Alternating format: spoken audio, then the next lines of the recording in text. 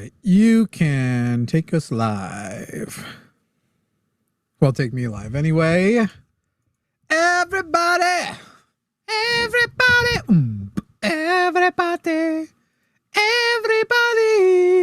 Welcome, everybody. Welcome to Calling It Now, where you can call now.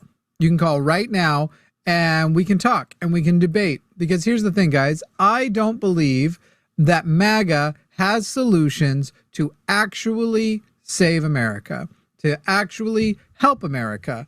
And, 1 second.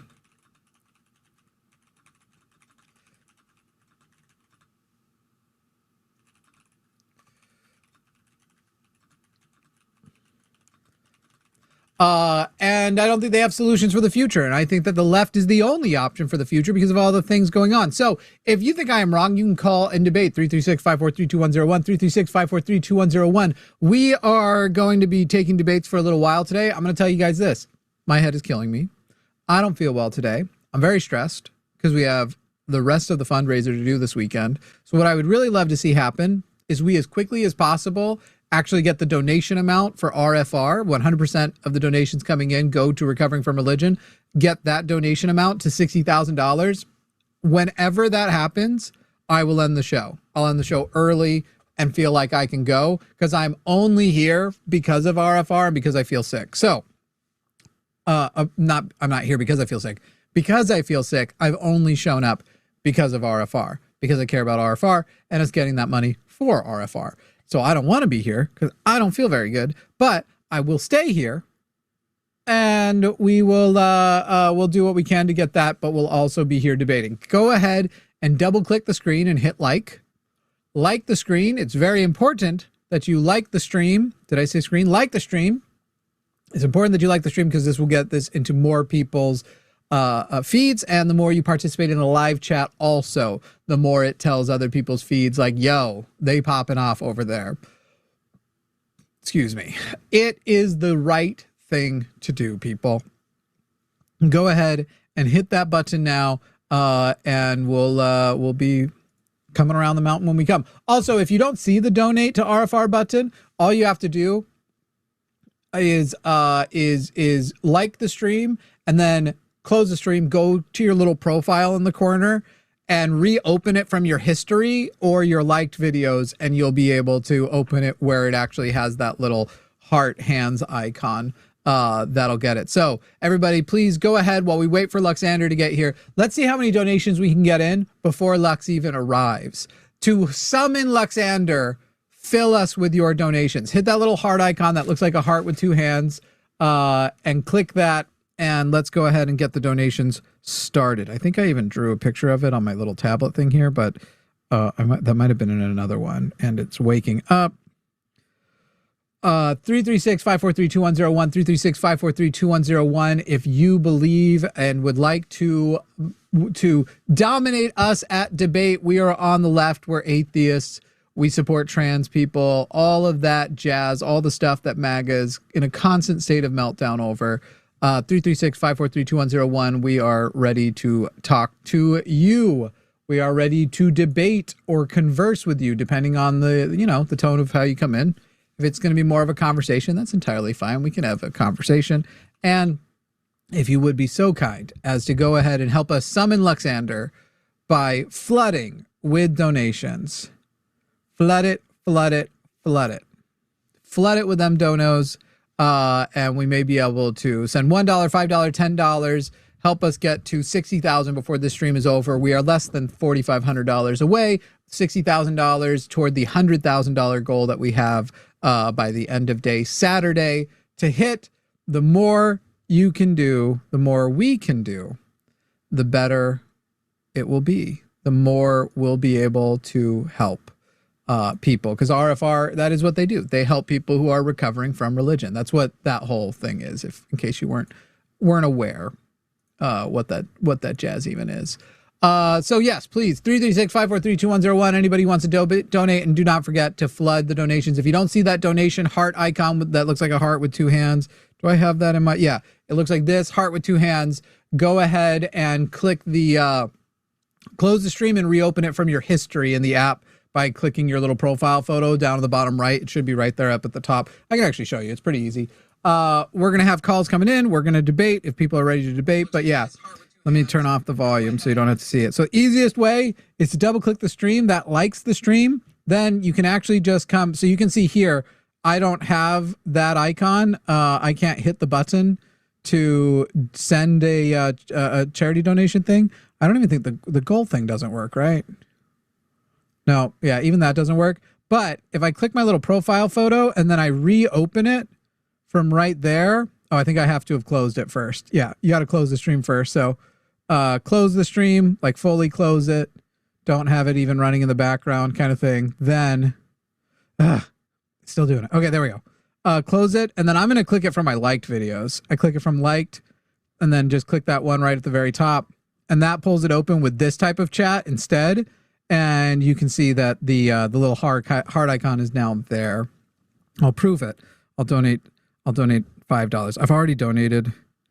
I've pretty much already blown my load in donations. I literally save up to be able to donate, and I kind of blew a lot of it this last week. Anyway, go ahead and flood it. So to the person who said you can also tap the Crown XP and then buy a super chat. The thing is super chats is not what we want. We want super donations. The donations, when you hit the heart icon, are different from super chats, and they go 100% to RFR, whereas super chats come to the channel. So we're trying to get donations for RFR, Recovering from Religion, the best foundation to ever fucking exist. I don't even really feel like I'm exaggerating. I actually really value them above all others. Let's keep doing it, guys. Flood with donations. I think we probably need at least $100 more in donations just to summon Luxander. Flood it with donations, $5, $10, $15, just to be able to summon Luxander in. We do have, what happened to that caller that was screening, Luthien? I don't know, it just hung up.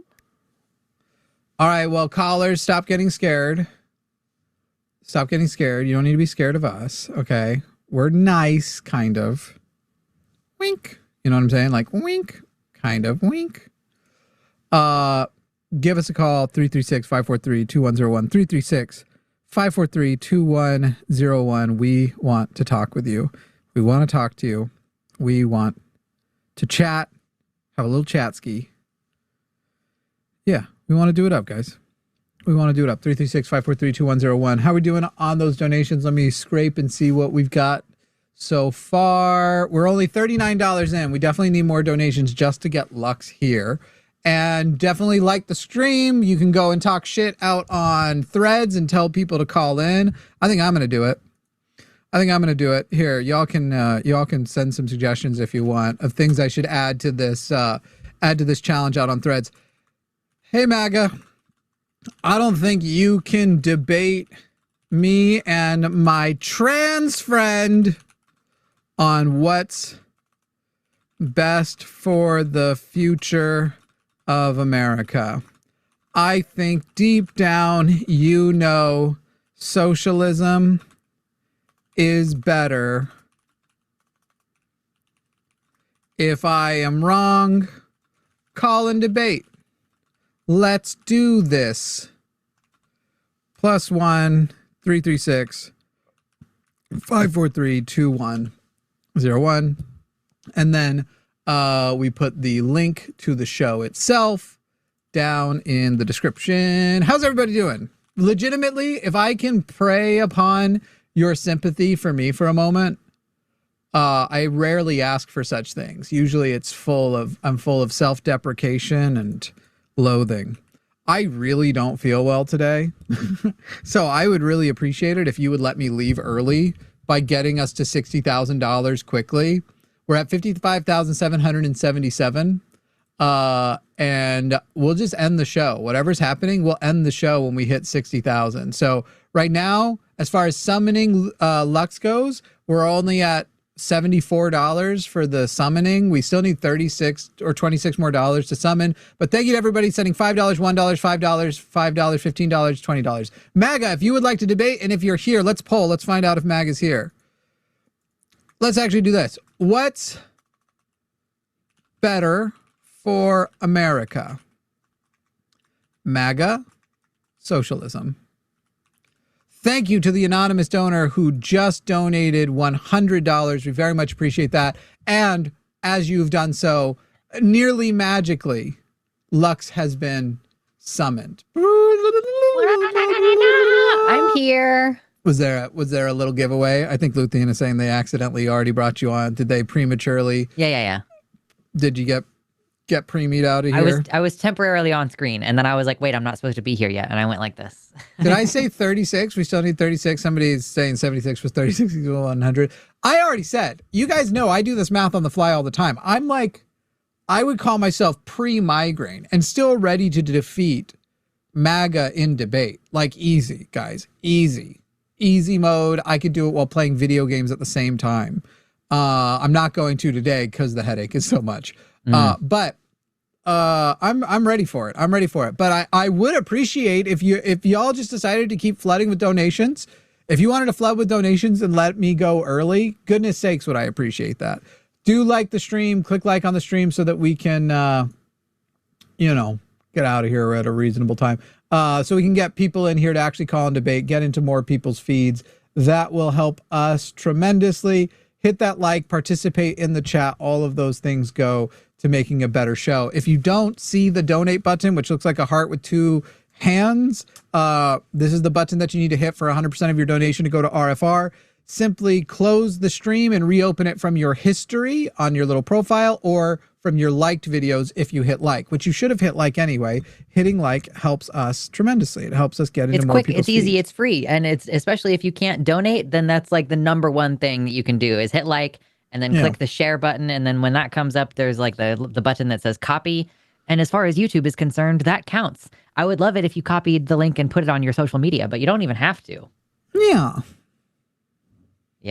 This weird little shaking hands icon is what you're looking for. I think they're holding. I don't think they're shaking. I think they're holding. Like we got. I don't think it's a shake and then a let go. You know what I mean? Okay, that's fair. Yeah. You're grasping. I think it's a we, baby, I got you. Yeah. Babe, I got it's anyway, I did a pretty good job drawing it. That's good. I can't draw. Yeah. And it should be just right there at the bottom where you guys chat, and you've got the little button for emojis. It should just be right there. Yeah. Guys, we need you to hit it. Also, if you're watching from a browser, it's easy to get. If you're watching from the YouTube app, that's the only place that it's like kind of difficult. We've got a call screening. We'll find out if that's an actual leftist or once again one of the people who thinks we want to hear from them, even if they are on our side. People be making that mistake a lot. Yeah. Like I feel bad sometimes. People are like, I need advice, or like, I just want to shoot the shit. And I'm like, hate those calls. You know what? I don't feel bad. I mean, for the advice people, maybe a little bit, but you know what exists for the people who need that advice? Reddit. RFR, recoveringfromreligion.org, with support groups for like there's queer support groups, drug addict support groups, groups specific to like, I'm recovering from this specific religion. They literally do so much. It's like 10 a week. It might be more than that they do. It's fucking awesome. RFR is awesome. And then they have their call-in line where you can call in if you are going through a crisis. They also need volunteers for that call-in line always, just so you people know as well. They always need volunteers to round that out, just so everyone knows. Anyway, MAGA, if you want to call us and you think that you can beat us in debate, that phone number is 336-543-2101, 336-543-2101, 336-543-2101. 336-543-2101. Yeah, I don't care about that call. That's not a debate call. That's a general discovery call. We might take it if we run out of any other options, but right now I don't care. Hey guys, we're only $81 away from $56,000. So what do you mean you don't see a file on Google Drive for the patron list still? I've double checked. I'm like, okay, I'm on the my Q&A line. Okay. Or am I supposed to go shared with me? Yeah. I see like new production input list horizontal and vertical. But that's it. No. You clicking shared with me and you have one thing in the whole thing? From you, yeah, unless it's like I'm on my Luxander one, unless you just want me to use like, is it the contact? No, it's definitely I don't know what you did. Share. Yeah, you definitely have editor privileges to it. It's just not there. Yes, it is. It's definitely user error there. There's a direct link to it that'll take you straight to it. And then you'll be like, oh, wait, that was there the whole time. I mean, but if I go over here and I refresh the Google this Drive page, file was the friends we made along the way. MAGA, you cannot defend yourself. MAGA, you can't do it. You can't defend that MAGA is better for the future. I think that's why you're not calling in. 336-543-2101. We'll hear you out. I need to just hear what your vision is for the future. Let's hear it. Let's see what it is. And in the meantime, could somebody give us the $81 for RFR? Not for us. We're donating to RFR. We are $91 away from 56,000. If I'm doing math poorly today, I've already told you guys I am pre-migrainal. Though this person said 91, math ain't Jimmy's strong suit. 91 is what I said or not? We're $91 away. We're at 55,909. Therefore, we are $91 away from 56,000. So if y'all want to help with that. MAGA, we're waiting for you, 336-543-2101. You can hit that number. We can see where you at. We're now $71 away. Math actually is my strong suit, as I've mentioned. Notice nobody's brought this up at all in previous days. Wait, Ari, are you home? Like, are you home and you could get on air? Legitimately, guys, I'm not even joking. If I don't lay down and do something like with an ice pack or something, I'm definitely approaching full-grown migraine. So if Ari is home, I'm not even joking, Ari. You can have my spot. Like, fucking please take my spot. No, not hi. Answer my question, Ari. I don't care about hi. Ari, can you get on? Is there any chance you can take my spot? Jesus Christ, that would be fucking amazing if you could. Thank you so much to Agni.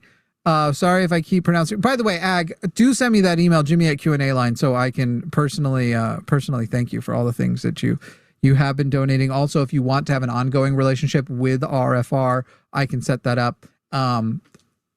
Generally, people don't be sending. Usually use contact at QAnaline.com, but any of the high donors, Jimmy at QAnaline.com. Thank you so much. We are over the 56,000 mark, but we're not done. We're trying to get 60,000 in this stream. Yeah, Ari, if you can join in. Oh my fucking God. I'm telling you guys I'm suffering and I'm underplaying it, just so you know. I am underplaying it. So Ari, if you can. Hey guys, MAGA. You're going to be talking to a lady in a trans. You still aren't going to call in? I mean, could we have set the bar lower? Surely you can beat a lady and a trans. Yeah. It sounds like our weak little brains. It sounds like Pinky and the Brain, like a new Pinky and the Brain. It's Lady and the Trans. Lady and the Trans. But we do still have to, if you all could do me a favor and hit that 60,000 mark while you're here. Let me remind you people what you're going to do. All right. First of all, MAGA, if you're wanting to debate me before I go, you have to call right now. 336-543-2101. If you think you can actually take me and beat me, otherwise I will happily take the evening to try and recuperate because I feel like absolute junk and I have to run the Golden Mike tomorrow and then the big event on Saturday. So I need to be doing it. Do you have like a crash out plan for next week or like a recovery week or anything?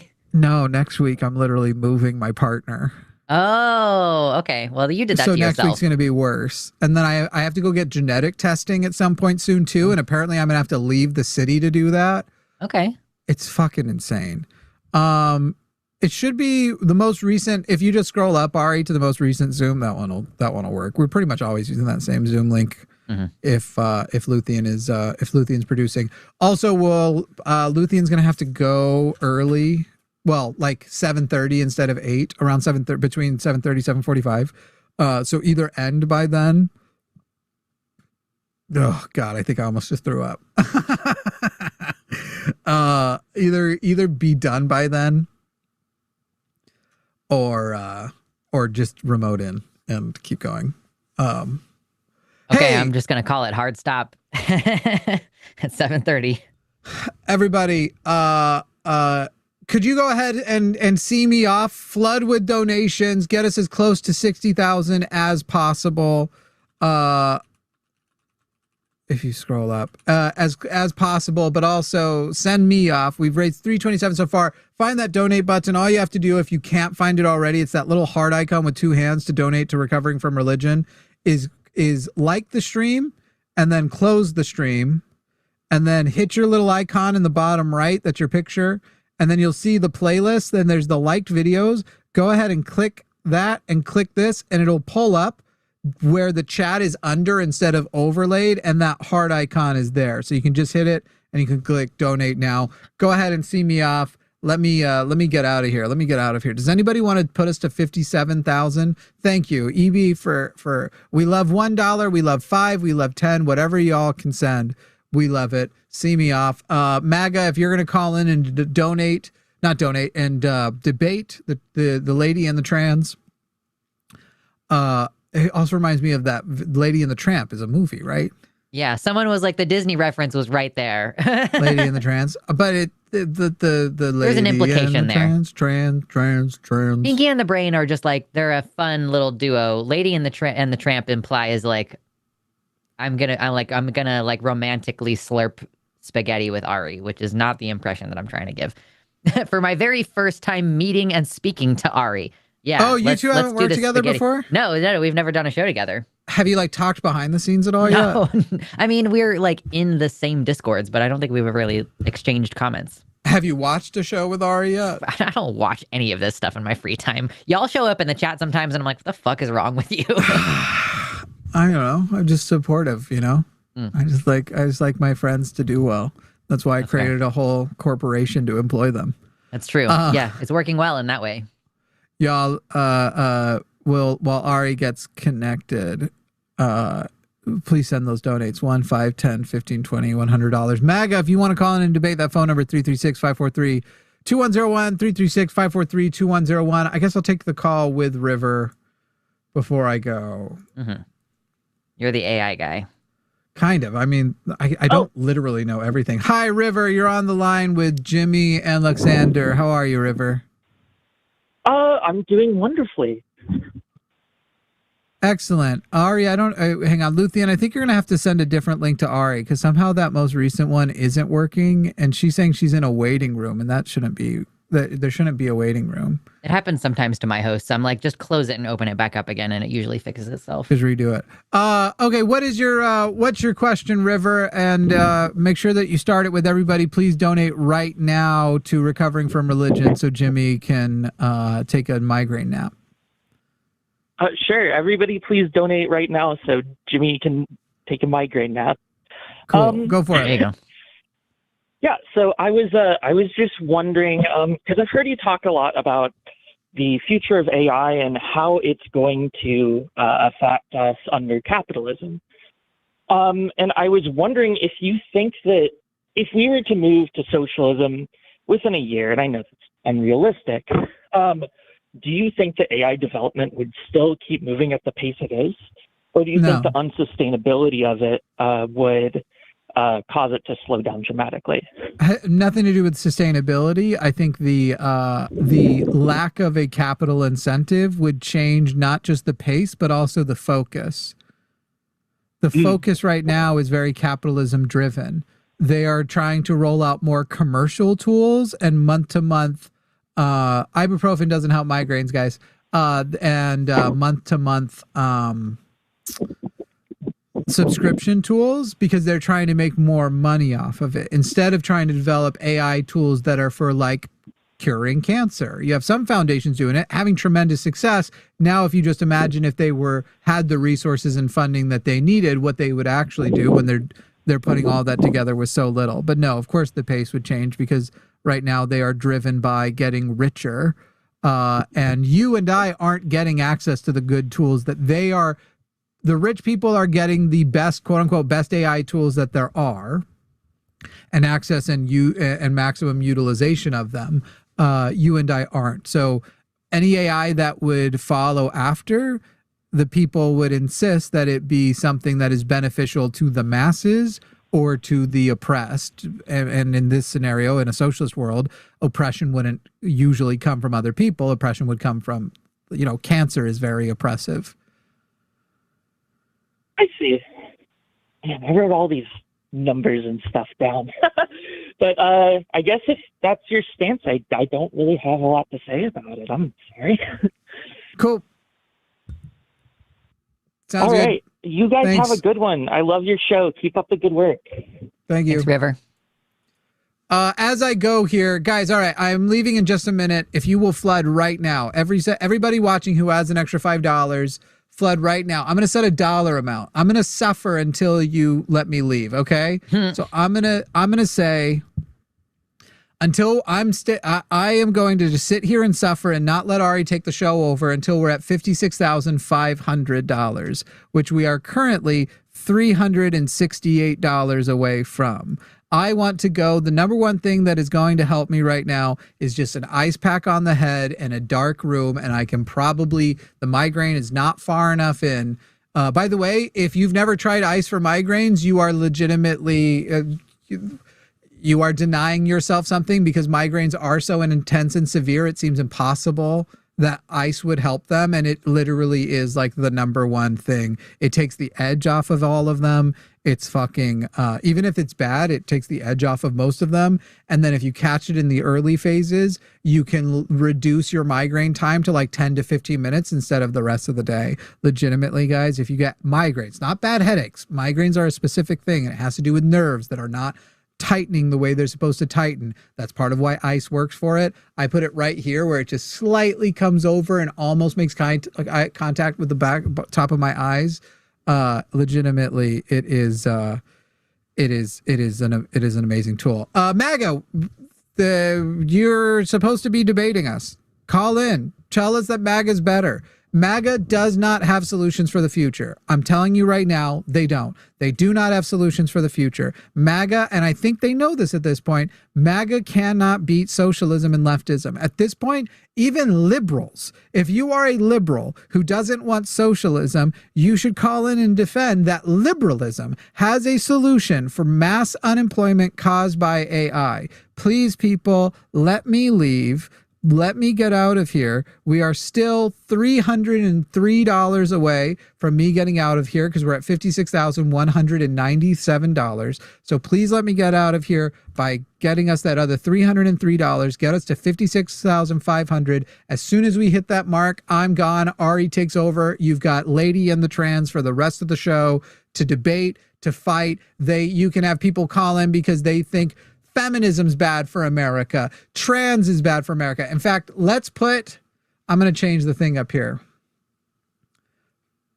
Feminism and trans equals good for U.S. Is that too long?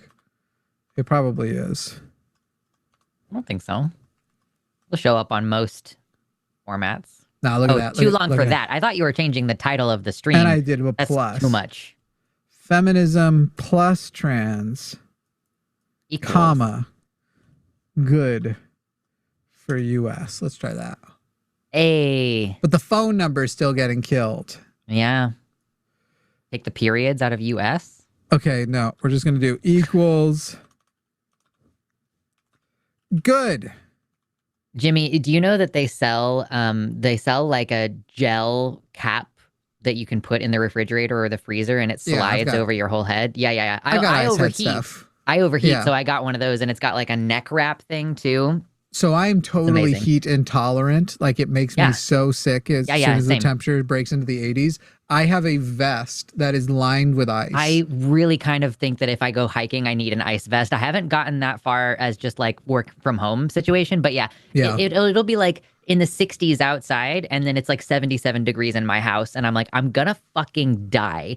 Like, I hate it so much. But y'all, if you disagree that feminism and trans are good, you need to call right now. +1 336 543 2101. Toll free. Standard rates apply. If you have unlimited minutes, there's no cost on our end. It's whatever your cell phone plan is. Doesn't everybody have unlimited minutes now? Is there such thing as non-unlimited minutes now? That was Ari's computer, but nobody else heard it. Only we hear you just saying. Only we could hear it. Don't. Okay. Yeah.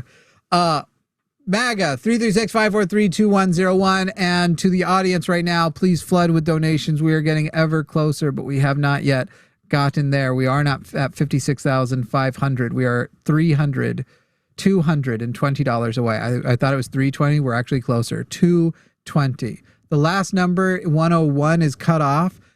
Not anymore. I hate the way you're on a delay. Chill out. No, I think they're right though. Our frame is correct, but depending on your phone, the phone goes to fill it from top to bottom. So it is actually there. And if you watched it on repeat, it wouldn't be an issue. But let's see. What do? We just remove 2 exclamation points. Does that get you? Are y'all back? Are y'all back with a new track? The damn phones.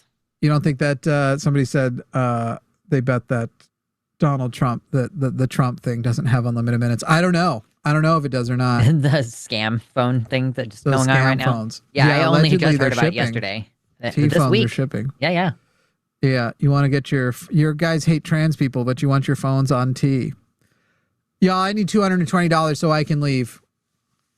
This is what I will do. This is what I will do for charity. I will sit here and suffer pre-migrainal. Can I just tell you all, I have 6 lights blasting me right now. Can I show you the reflection? Oh, that is a nightmare for a migraine. Yeah. I'm not even fucking joking, guys. If you've ever had a migraine, send a fucking thing. Let's see if I can get you all the reflection. So these are the lights. They're the LED panels. 1, 2, 3, 4, 5. One of them's a little bit obstructed. And then a lower one, 6. What is wrong with you? I don't like noise. If you turn up your exposure, you have to compensate. You're turning up your ISO, which turns up your sensors sensitivity, which causes the noise, the grainy noise. That's what I guess so. I care about it. Also, I can't easily do it while sitting here. So people, sure. $220 is what I need you to donate to Recovering from Religion, hitting the donate heart icon. If you don't remember how to do it, you just have to, if you can't find that heart icon with the 2 hands, you just need to close the stream and reopen it from your history. Thank you so much. I'll tell you what, while we wait to see if any MAGA has any fucking, all these hyper vigilant males, all these manosphere guys who don't have the balls to call in, I'll even start doing some shout outs for people who send some donations. So thank you, Hedonista. Thank you to Anonymous. We are currently $180 away. Another Anonymous. Now we're only $160 away. MAGA, if you want to call in and debate Lady and the Trans, 336-543-2101. Am I saying that too often where people are going to be like, it was funny the first couple of times, but then it just got gross, dude? Well, it's okay because you can leave now. Soon. Anonymous just did a $220 dono, so you're good. Oh, shit. Anonymous. Thank you to the anonymous person who sent that. We're over 56,540 is where we're at. So I am out of here. Guys, please make sure this stream ends with 60,000. Let's break 60,000 so that we are over 60 by the time we do Golden Mike tomorrow. Bye, everybody. Give your donos to Lady and the Trans. Hell yeah. And we have only 2 hours because our producer has to leave in 2 hours and I'm not fucking remoting in. I don't want to deal with it.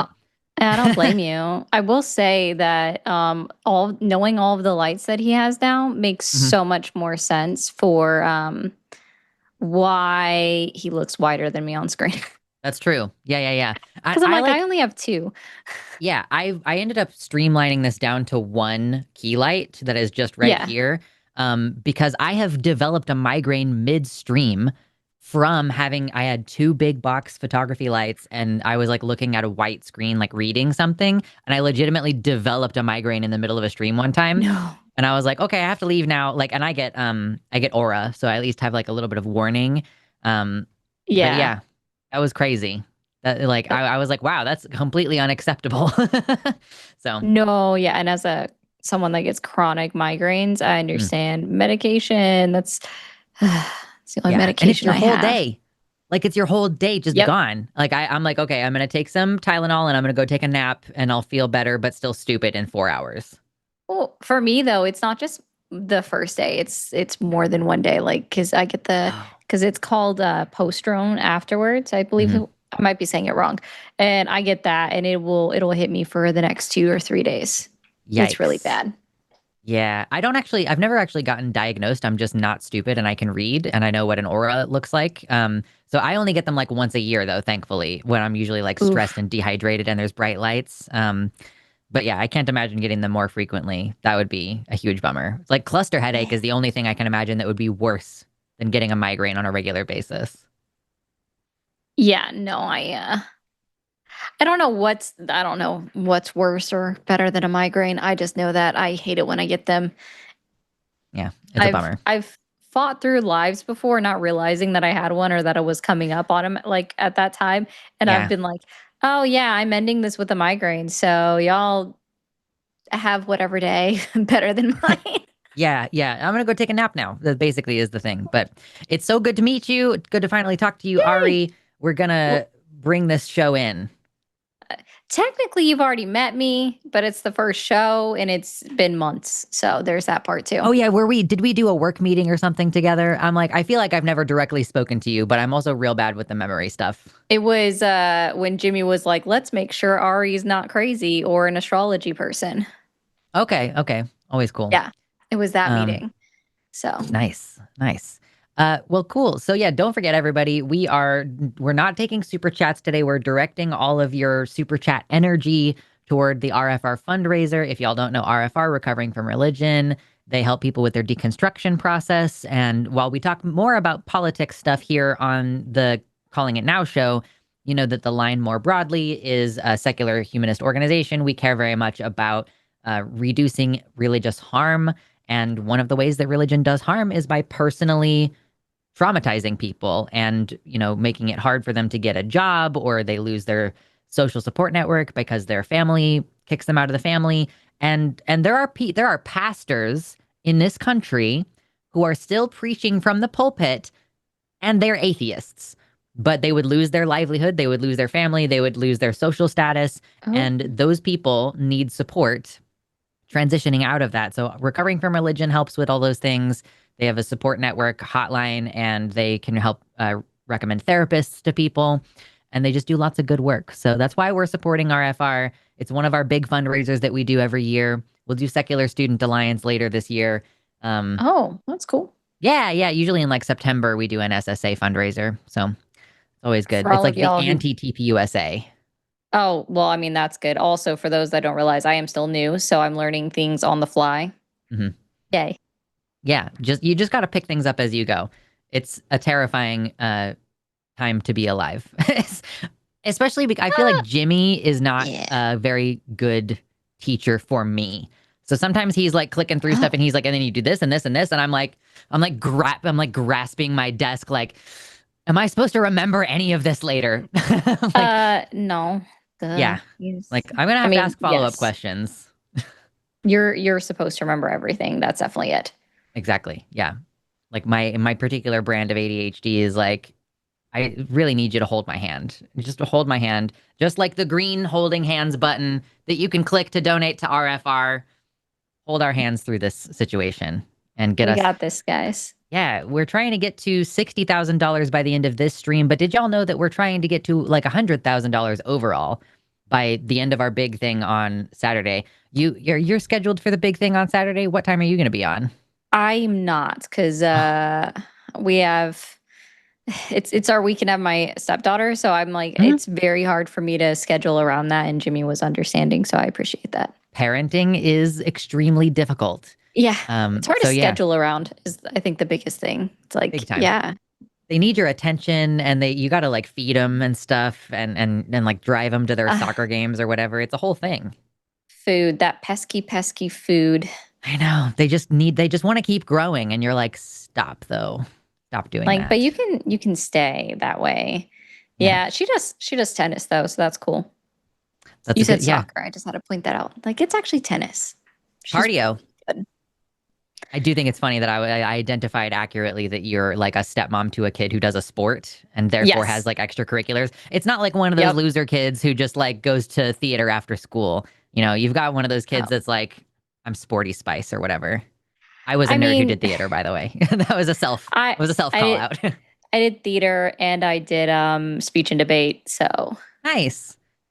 It's just like a Lincoln lot less Douglas. involved outside of, it's like you It literally is. just take the late bus home from school. Yeah, And you 'cause don't they need to be don't carted around anywhere. no, because they don't even have like a spot for parents to like sit and watch when you're doing speech and debate, even at states. They're just like, yeah, see you when you come home. Have a good one. Like, I'm That's not very driving to funny. the Capitol. Oh I'm not no. driving there.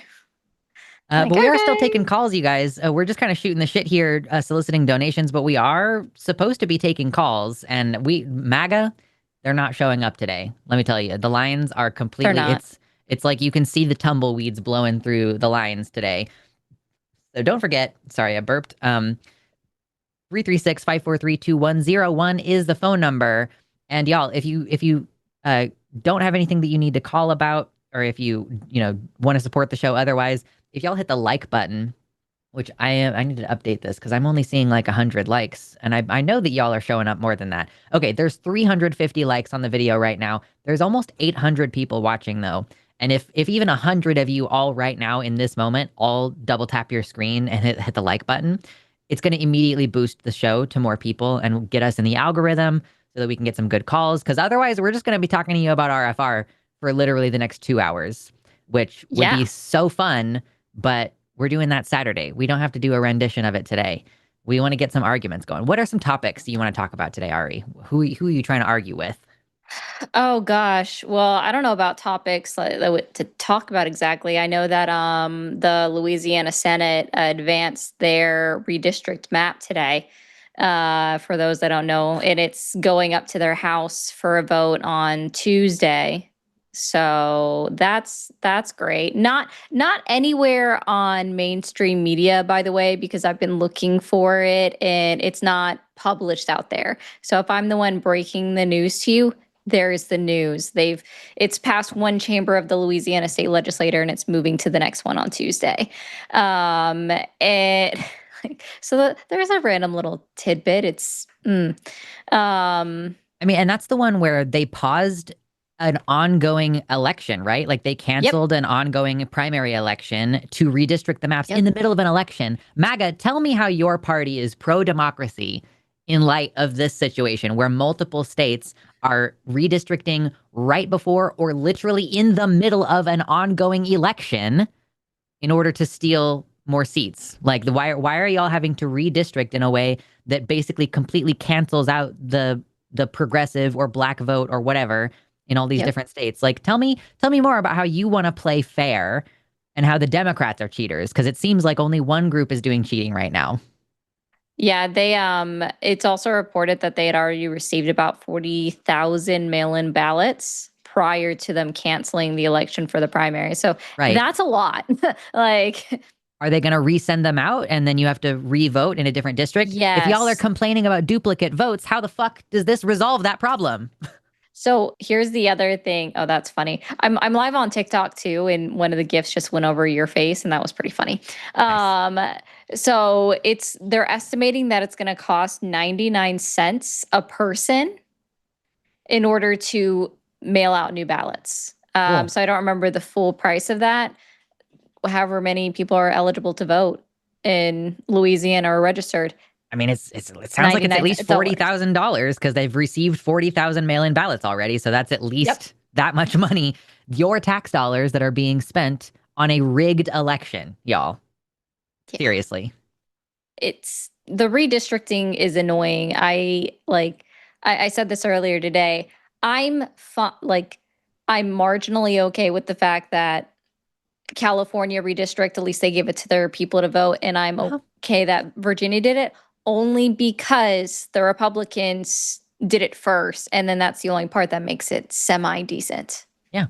And the courts are striking down those ones. It seems like nobody has a problem with the Republican redistricting, which is not happening with the consent of their voters. But then in Virginia, they got the voters to come in and say, hey, we want to redistrict, even though it's not time to redistrict. And the courts are striking it down for reasons. So it does kind of seem like our entire country is captured by Republicanism. It's crazy. It's insane when you've looked into it further with Virginia, right? So prior to them even putting it on the ballot to vote that had been taken to the Supreme Court. And the Supreme Court said, yeah, no problem. Go ahead with the ballot measure. You can do that. And then they turned back around and said, no, wait, you did it too fast. But we got your permission first, but now we've done it too fast. Yeah. Because it didn't work out the way that they thought it was going to work out. Yeah. Yeah. So it's like, MAGA are allowed to cheat. They're allowed to circumvent the democratic process. And they've been doing it over and over. Like, I'm sure that you're aware of like all of the trans news that like, they try to pass a law and they don't pass a law. And then the state of Texas just executively rewrites the definition of child abuse. So it's like, y'all were not able to pass the law restricting trans access to medical care for young people through the elected the representatives, like the process that we've established where I am supposed to be able to vote for a person who then does things that I want them to do. And so they failed to get that process through.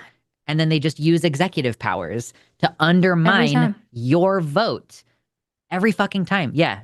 And then the voters actually do make a change and they're like, yeah, but that's cheating. Like, right. It's like it's cheating when the people vote for it, like the actual constituents vote for it, but it's not cheating when the state electors say we're going to do it anyways, like Florida violating their own state constitution that explicitly has made partisan gerrymandering illegal in this state, whether it was to benefit one party or to, it's the opposite of that word right now, diminish the voice of another party. It literally says to strengthen or to diminish. I don't know what the first word is, but either way, it goes, you are expressly violating the state's constitution, but that's okay, guys. In the state of Florida, that's legal, according to the Republicans.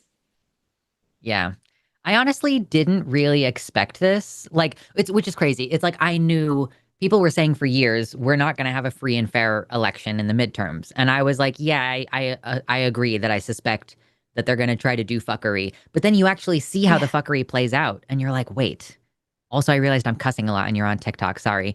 Yeah, I just realized that it just yoinked me. I don't know anything about how TikTok works. It said for civic and election integrity for talking about the redistricting. TikTok how dare we talk about the news? Yeah, TikTok is the dumbest shit. Sorry, says the person that is also a TikTok agent. Like, fuck you, TikTok. That's all right. They suck. I have multiple accounts. Try me. Try harder. Yeah.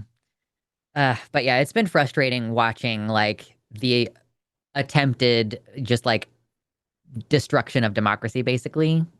Yeah. It's been a crazy time. But we do have a caller who's been screened. But don't forget that we are here to support the Recovering from Religion Foundation. Check out our links on the page to donate. We are currently at $56,000, 573. So if we can get that number up to 60,000 by the end of the show, that would be ideal. That would be great. Our goal is to get to 100,000. So the more we do now, the less we have to do on Saturday for our big extravaganza thing.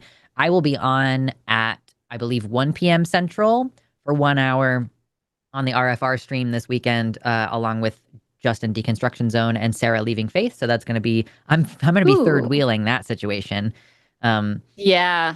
Yeah, but I like both of them. I've seen them too. I've seen them on lives together. So yeah, they are dating. So I'm like, I'm 100% a third wheel in that situation. Yeah. I actually assumed that. Sorry. I actually assumed that was the case. I originally assumed that they were married, and it's like, no, they're just dating. No. I knew that they weren't married, right? I knew that much, but I did assume, like, when we saw my partner and I, who also does this, saw them on live together, he's like, I'm pretty sure he likes her. And I'm like, yeah, I think so too. Yeah, just a little bit. I gotta remember what my freaking username is over on this other account for this. Okay. Yeah, I'm looking at this call and I'm not entirely sure what the person is getting at, but we can try. They're just being assholes. I would almost guarantee it. Yeah. Oh. Yeah, right. Sometimes you're like, wait, hold on. But we don't have any other calls in the pipeline right now. So even if this is a short call, we'll go ahead and take John. He, him pronouns, is a leftist from Oklahoma. John, you're live on Calling It Now with Ari and Luxander. How are you doing? Good. How are you? Living the dream. Great. Absolutely. What did you want to talk about today? So I think I did a poor job of explaining myself to the call-in screener. What I was saying is Probably. when I'm probably might have been, I'm in my 40s now. I grew up in the 90s, and, there was a lot of pro-women movement that I saw. Like, you'd see commercials with, like, women racing alongside men. What's the song? Anything you can do, I can do better. And what I see now today is specifically when people use, like, trans people in a debate, it actually kind of ends up devaluing women, because and where I'm getting at that is that, you see people like, if a trans woman's on a basketball court, they're just going to wipe the floor with the woman. And that may or may not be the case, but does that not start to make a weird thought process in people's heads that women are lesser, and then that might devalue their ability to find employment, in life? No. Am I off here? I would say so. I would start with saying that the main reason why, the reason why gendered sports were created, it wasn't on the benefit of women. It was actually on the benefit of men. Men didn't like the thought process that they could be beaten by a woman. And so they wanted to take that out of the equation. Unless I'm misunderstanding what you're saying, but I agree, basically, though. John, what I'm hearing you say is that the idea that women are inferior at sports reinforces a cultural idea that women are inferior. And I think that is 100% the case. Like, I agree. And that the segregation of sports is primarily existing to uphold the idea of male supremacy. Like, men are just, oh my God, they're just so much stronger, you guys. You have no chance. Like, oh my God. So yeah, I agree that it basically just culturally reinforces this idea that women are inferior. And like, whether you want to say that's on a metric of like, ooh, it's biological strength or whatever, it's measurable. Like, we're still making an inferiority argument for an entire group of people that has a bimodally distributed physique. That doesn't make any fucking sense. No, and I think you both did a better job of explaining my thought than I did. Oh, okay. I mean, that works. I'll take it. Yeah. I mean, did you have any other things you wanted to get into about it? Not really. I know that you kind of light on calls, and I was like, I support women. I support everybody. I think it's done a really bad thing, because I think it's made a lot of people really devalue women, more broadly, because there's always going to be sexism, but I think it's worse. Yeah, no, I agree with you. And I don't think we have any real qualms or arguments to be made here. I'm glad that we helped kind of refine your thought process in a way that it's more streamlined, because I have this conversation all the time. I'm like, first of all, trans women don't have the same advantages as men. And also, furthermore, I do think we should abolish women's sports and just make everything co-ed and based on height and weight differences, because I think that everyone would perform better. And here's just a little fun fact, John. So if you take a group of kids, boys and girls, and you're having them do a math test, and you tell that group, girls generally don't perform as well on this math test. The girls that you say that to will perform worse. Interestingly, the boys that you say that to also perform worse versus a control group that you don't say that to. You just say, yeah, this is a math test. We're going to have you do a little math quiz. So I personally believe that fundamentally segregating sports on the basis of gender causes both groups to perform worse. And I think if we were to equalize that, we would see a much more aggressive competition, and we would be ultimately pushing ourselves even more to succeed. Because, I mean, can you imagine? Men are going to push themselves harder because they don't want to be beaten by a woman. Women are going to push themselves harder to prove that they can be on par with the men. But it's going to take literally an entire generation of desegregation before we see those outcomes start to change at the professional level, because having poor sports funding at the younger ages makes a difference to lifetime performance as well.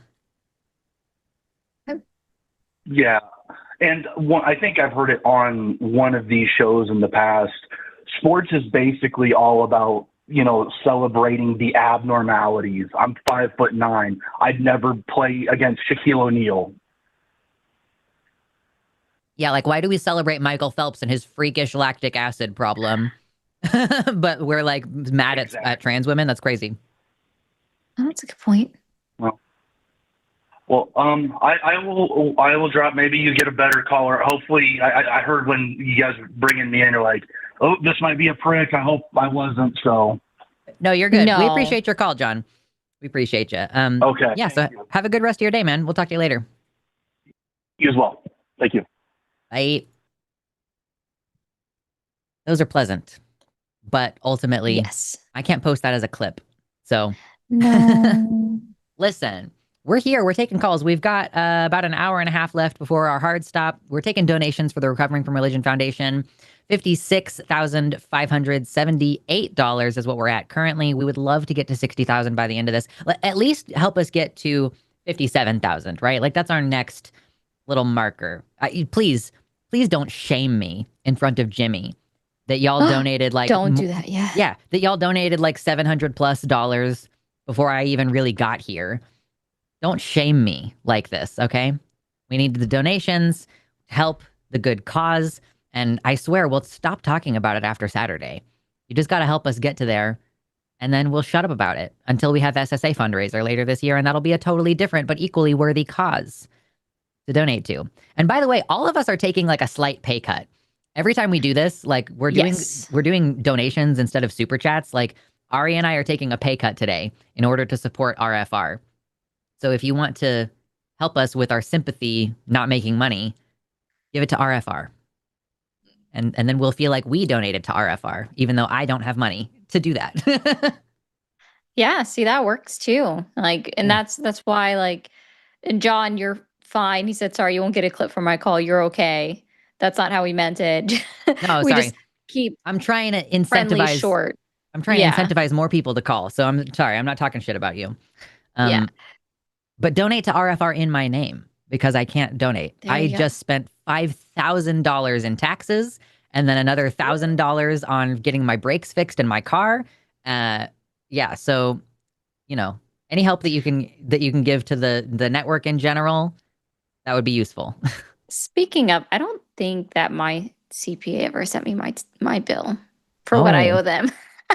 Yeah, I'm still doing my own. I don't make enough money yet to really like justify paying a CPA. But yeah, I just do my own taxes and it's probably not great, but I don't know. You ended up paying that much. Like you should have, do you know I do accounting, right? I didn't know that. But I've looked into it and I don't think there's any way around the amount that I owe every year. Okay. Because it's just like the stuff that you would normally, I don't pay quarterly, or at least I haven't until this year made enough money to pay quarterly. So that'll probably help. Okay, if I actually fair. get ahead of it. But I might hit you up later about it. But we're here to take calls. 336-543-2101. Y'all, we want to talk to MAGA. There's about 483 likes on this video, and there's like 700 people watching. We can pump those numbers up. Gas up those numbers. Come on. Do it. Y'all can do it.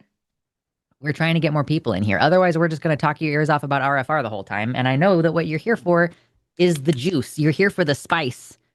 You're here for those delicious habaneros. There's plenty of hiders everywhere, so I know y'all can call in. It's not difficult. Yeah. You're lurking in the chat? Guess what? Got to get in here. Thank you, Vern, for the $100 donation. That's very generous. We appreciate you. Onomatopoeiaphobic, great name, with the $20. Thank you so much. MAGA, are you here? There's a poll in the chat right now. If you interact with that poll, even if you're not MAGA, that will also boost the show and help us get more calls and more donations. So thank you very much. Yes, I got all of my brakes fixed all at the same time. Yes, it was all 4 of them. That's why it was so expensive. Life is just so expensive. It is. And Crazy. I have to, there's so much that I got to get done. I was like, at my 9 to 5, I was like, came in and my coworker came in and she's like, yeah, I had a dentist appointment around lunch. I'm like, oh, okay. Also, who do you go to for the dentist? Because I haven't done that yet. Like, I need to get that ball rolling. My bad. And she's like, oh yeah, this person is great. And yes, hi, thank you, Aslan, for the raid on Twitch. We were in the middle of talking. I'm sorry. I promise, guys. I'm not trying to ignore people. There's a lot going on. While also trying to get my account back on TikTok. Yeah. Shout out to the TikTok and the Twitch people. I don't know anything about that ecosphere, so, you know. I don't know how Jovan gets the many people that he does on Twitch. He gets an interesting crowd. It's because he's a man. It's like, unfortunately, the men get more attention. People care way more about what they have to say. And I've just accepted that I'm a femme and people just don't give a shit. But so far, I don't have any stalkers, so there's that. Oh, yeah. Jimmy called them out the other day on my stream when he was talking about RFR and how 3 men were going to be like the headliners on Saturday.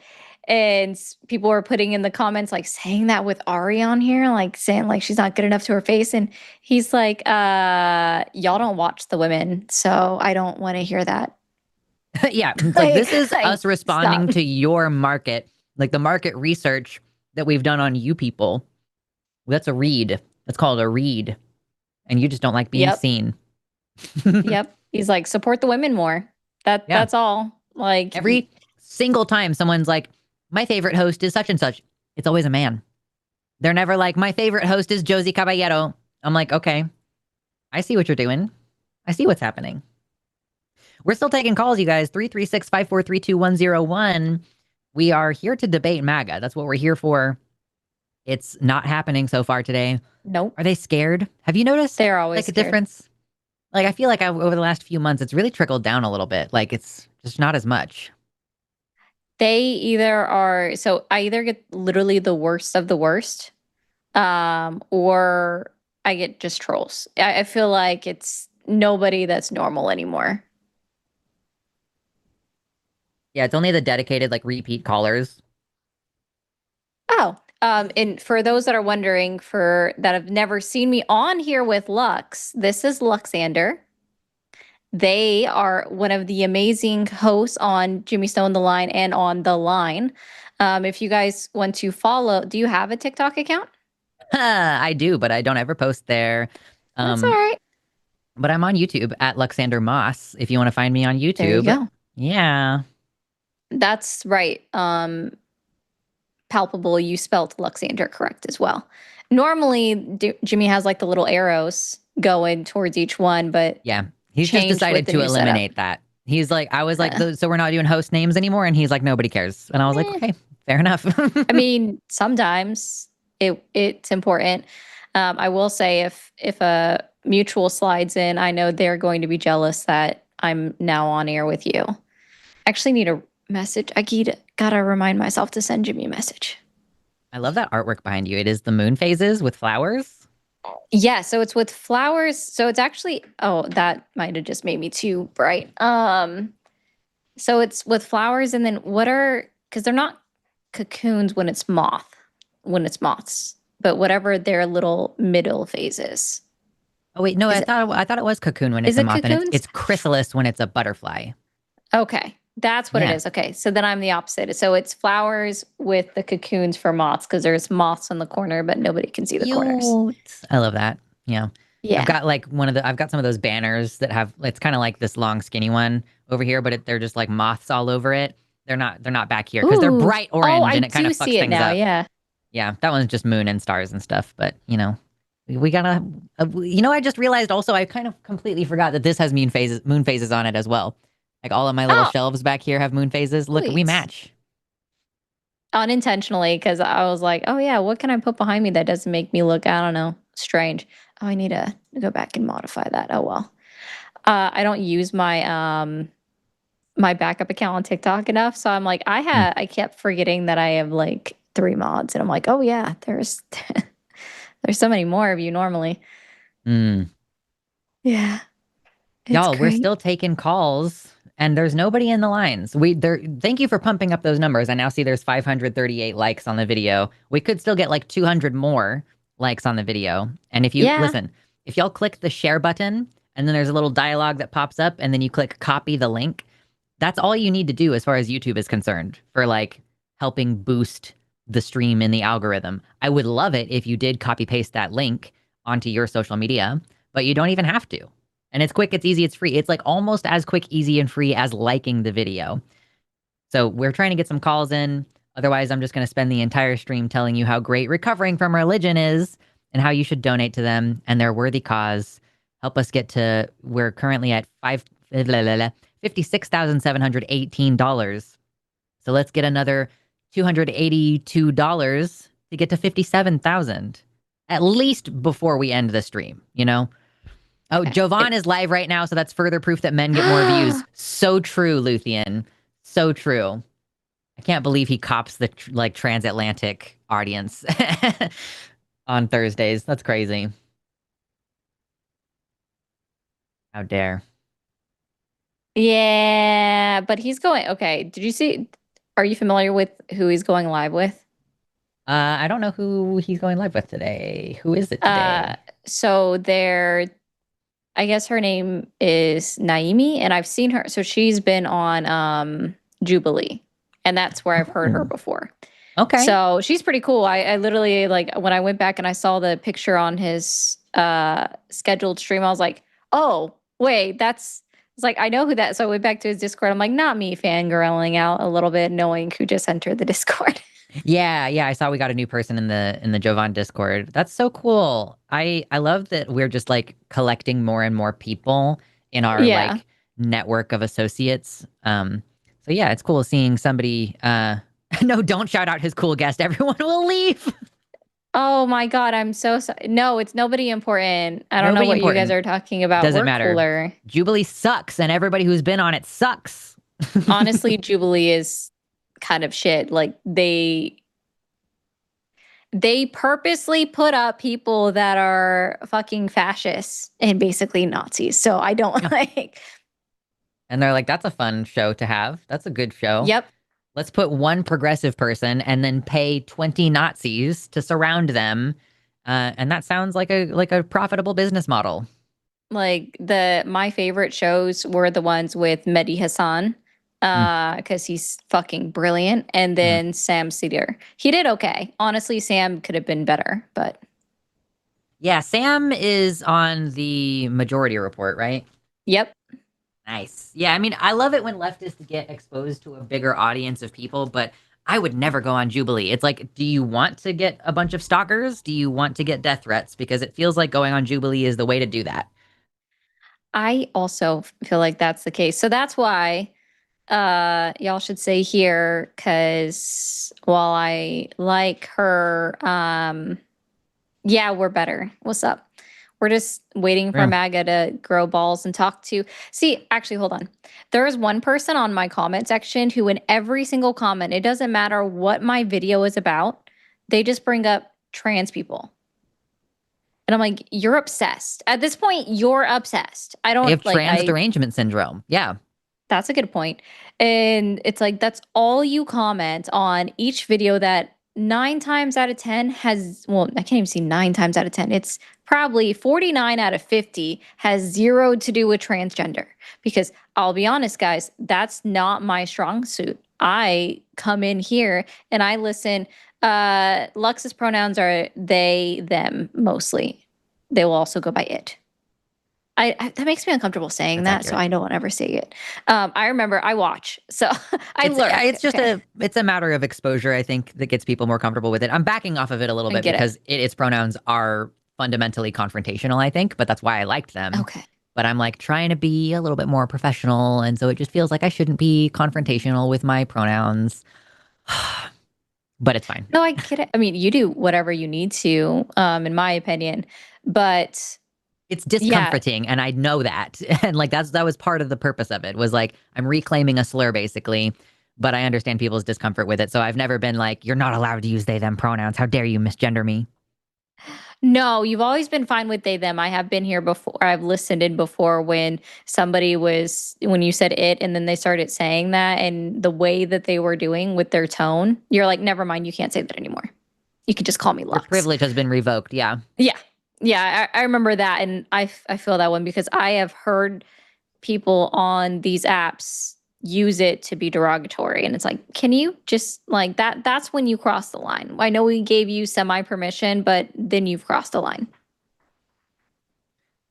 For sure. Okay, so we do actually have a couple calls coming in finally. We still have open lines, 336-543-2101. We're here taking calls. We're here to support the Recovering from Religion Foundation. So if you want to donate to us, if you're like, I'm feeling like I want to do a super chat instead, please click the link on the page to donate to RFR. We're passing along our potential profit today, and we want you to support this wonderful charity. But we do have a caller. So let's talk to Colin, he, him pronouns, who's a liberal from Washington. Colin, you are live on Calling It Now with Ari and Luxander. How's it going? Hey, it's going great. Thanks for taking it. Appreciate it. Hell Awesome. yeah. You want to talk about firearms? Lay it on us. What's your topic for today? Yeah, so I voted for Bernie every chance I get. I'd consider myself of the left, but I also shoot competitively. I own a number of firearms, and I guess if you were going to pin me with one kind of maybe consider conservative view, maybe along firearms ownership, and I've watched you guys a bunch and was just wondering kind of where you are at with firearms ownership, whether you think it's necessary or we should ban them all, and we can have a conversation around that. My opinion, necessary is debatable. I think in our current atmosphere, at least in the United States, where we have more guns than we have people, it is semi-necessary to have a firearm for self-defense at the minimum. Well, I shouldn't say at the minimum. That should only be for self-defense to a degree. But I am not trying to take away anyone's gun. Like, they exist. Yeah. I think that there could be more regulation to stop some shitty people from getting them, but that's about it. Yeah. I think that I only see like Democrats or like liberals talking about how they don't like guns. When we're talking about the left, because Democrats are central or like centrist, I don't really see them as being part of the left. So it's like when you are on the left or you're further left than Democrats, basically, I've seen the joke, go far left enough, you get your guns back, because leftists are generally very pro-gun in that way of like, exercise your autonomy. It's your constitutional right. Like, we live in an insane age where there are a bunch of people who have guns who are willing to do a violent revolution against the queers and the transes, and they want to use that power to dominate women and black people. And like, so yeah, of course it is like kind of necessary in a way to be able to defend your home. I personally am a gun owner. I am interested in getting my concealed carry license. My firearm is a little too big for me to comfortably conceal carry, but and like I want to have a rifle because I want to be able to sustain my family and my home by hunting, and getting off of the reliance on industrial agriculture with regards to like the environmental impact that has. So I am definitely of the opinion that firearms are a tool to achieve a goal. So like if I'm going to go hiking, I want to have a firearm. Just like I have bear spray to protect me from bears, I would have a firearm to protect me from getting assaulted by some fucking dude. Valid. Yeah. That's my opinion. Okay. So yeah, I don't think there's like a big disagreement here then between where we're at. I think the question then comes, what would be palatable and what would, realistically stand a chance to pass that provides a little more oversight when it comes to purchasing a firearm. I know in Washington State it is, there's no gun show loophole. There's at least a 2-week waiting period. We've done a lot of things over the last decade that has made it harder to do an impulsive firearm buy and then go cause harm. You can't own you can't buy now what they call assault rifles. But I still think that someone like my sister, for example, who's an elementary school teacher who has no firearms training whatsoever, if she wanted to get her concealed carry license, she's able to do that. Yet she doesn't have to prove any kind of competency with the weapon.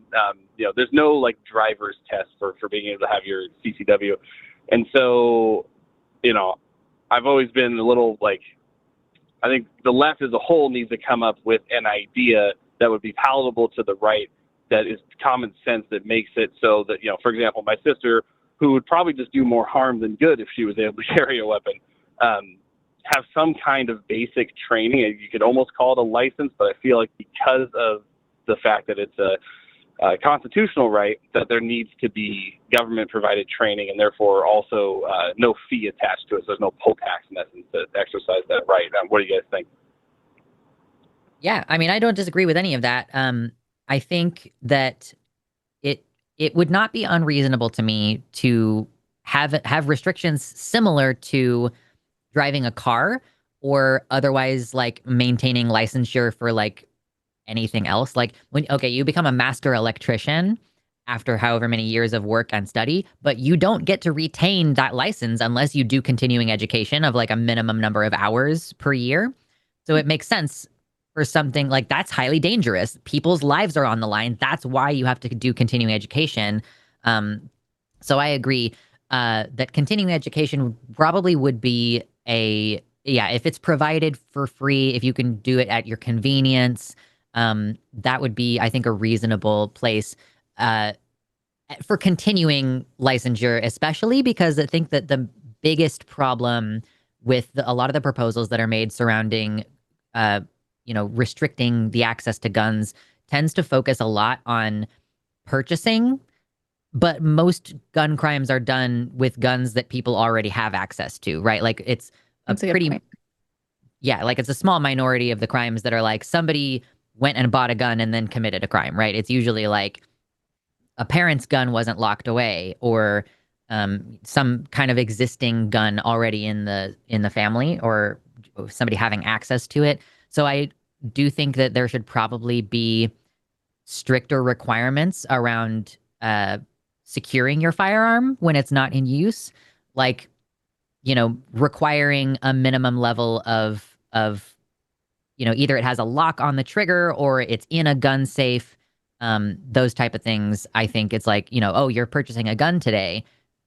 As part of the process of applying, which, there's a whole background check. You have to pass an FBI background check on that.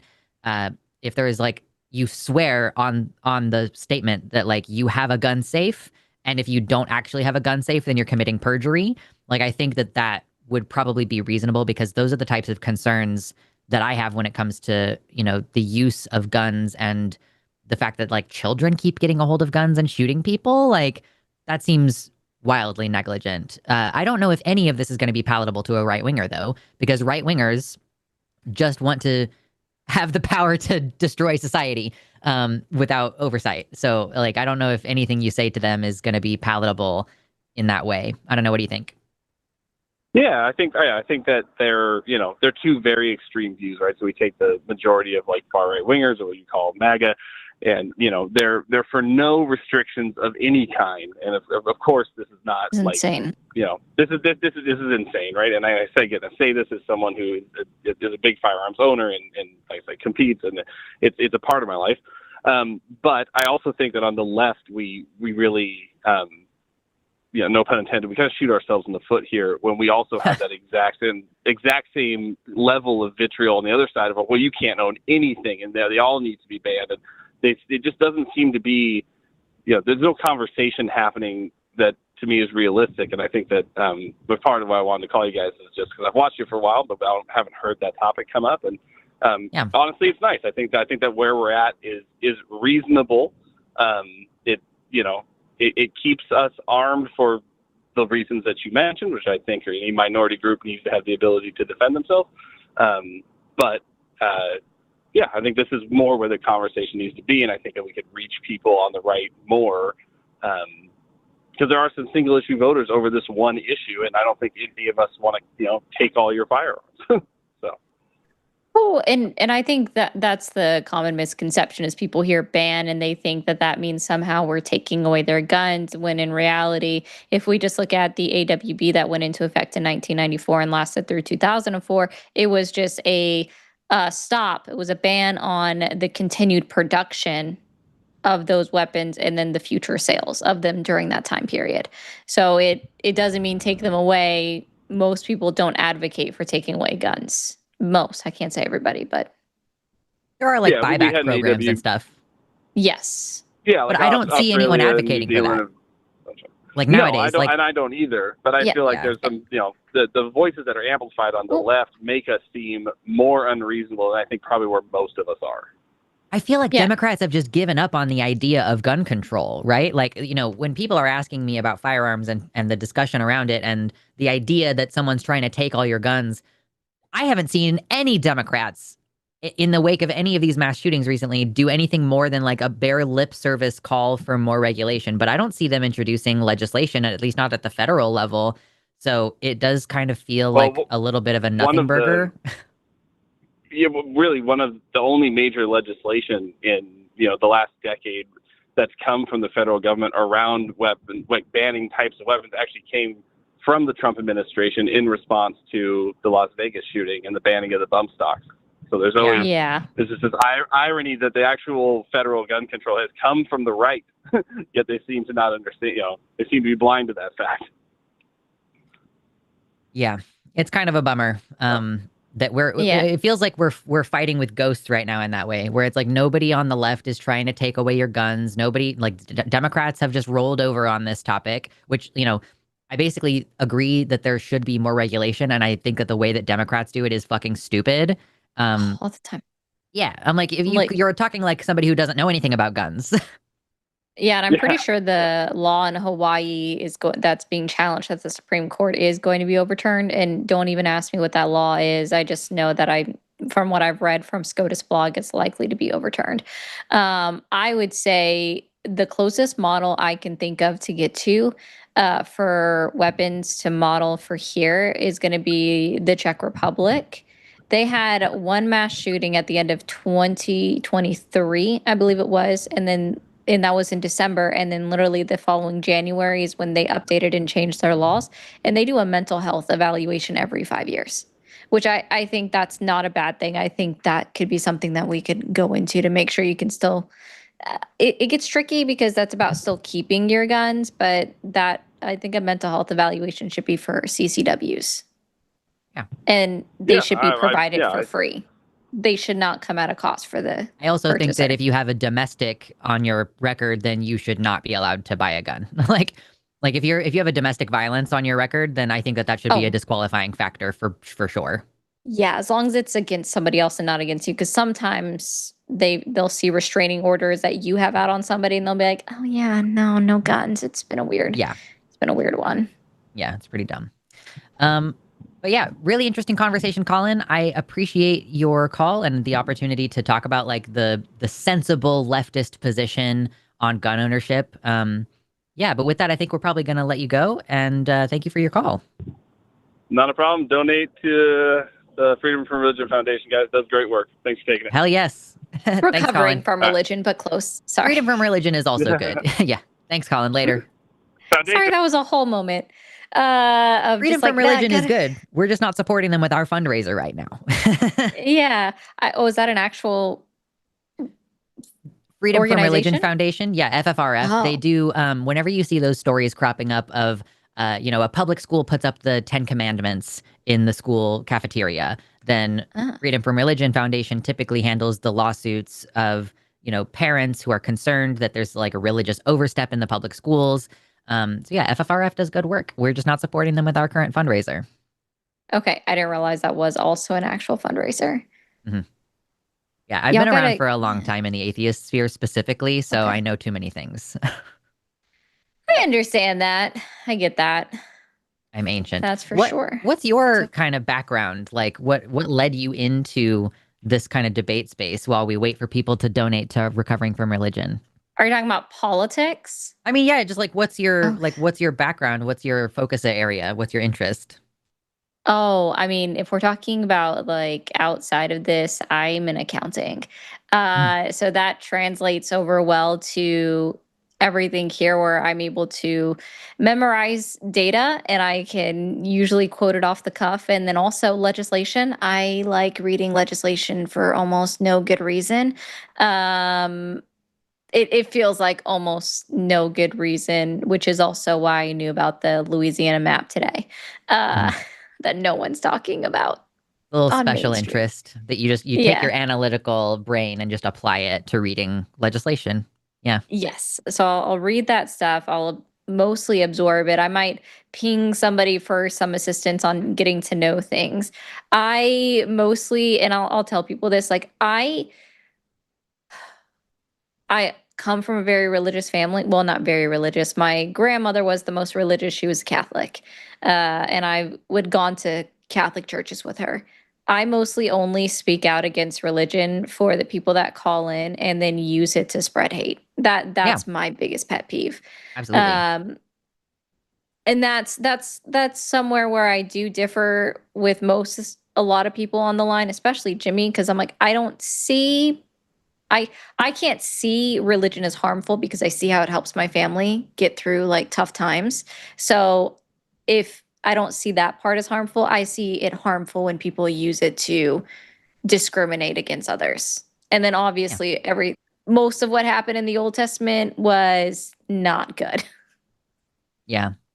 I struggle a little bit with that, like, that it helps people on a personal level. But I think that it's like, if you're genuinely believing in something that there's no evidence for, what else in your mind and in your life are you not focusing on? Also, I had a crazy conversation. Here's a lore drop. Ooh. I came out as an atheist when I was like 11 or 12.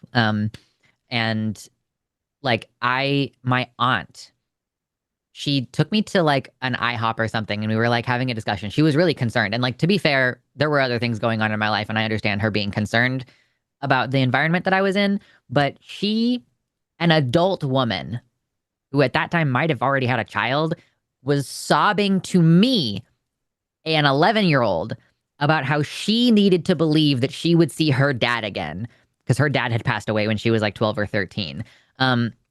And I'm like, oh, that's the personal harm that religion does. That this woman doesn't have closure on her dad's death because she believes she's going to see him again someday. And I was like, wow, this is crazy. Like, it was wild to experience that and be on the receiving end of that energy and go like, yeah, no, I have closure around death. I've gotten a little weird about it. You can see I've got furs on the wall, and like I've got a skull right here. I've gotten a little weird about it. I really want a wet specimen, by the way. Guys, if you want to get me my first wet specimen, throne.com/Luxander is my wish list. And there's a wet specimen on that list. And I really, really want to expand my oddities collection. So I've gotten a little weird about it, but that's because I'm trying to cope with it preemptively. Death blindsides you if you don't like prepare yourself beforehand. So sometimes I have a little cry about the fact that my husband is probably going to die before me. And like, I mentally get myself in that space occasionally because I'm like, if I don't do it now, it's going to hit like a truck later and I'm not going to be able to function. So that's my way of coping with it. But yeah, it's so weird to me that people are like, I have to believe I'll see my dad again. I'm like, okay.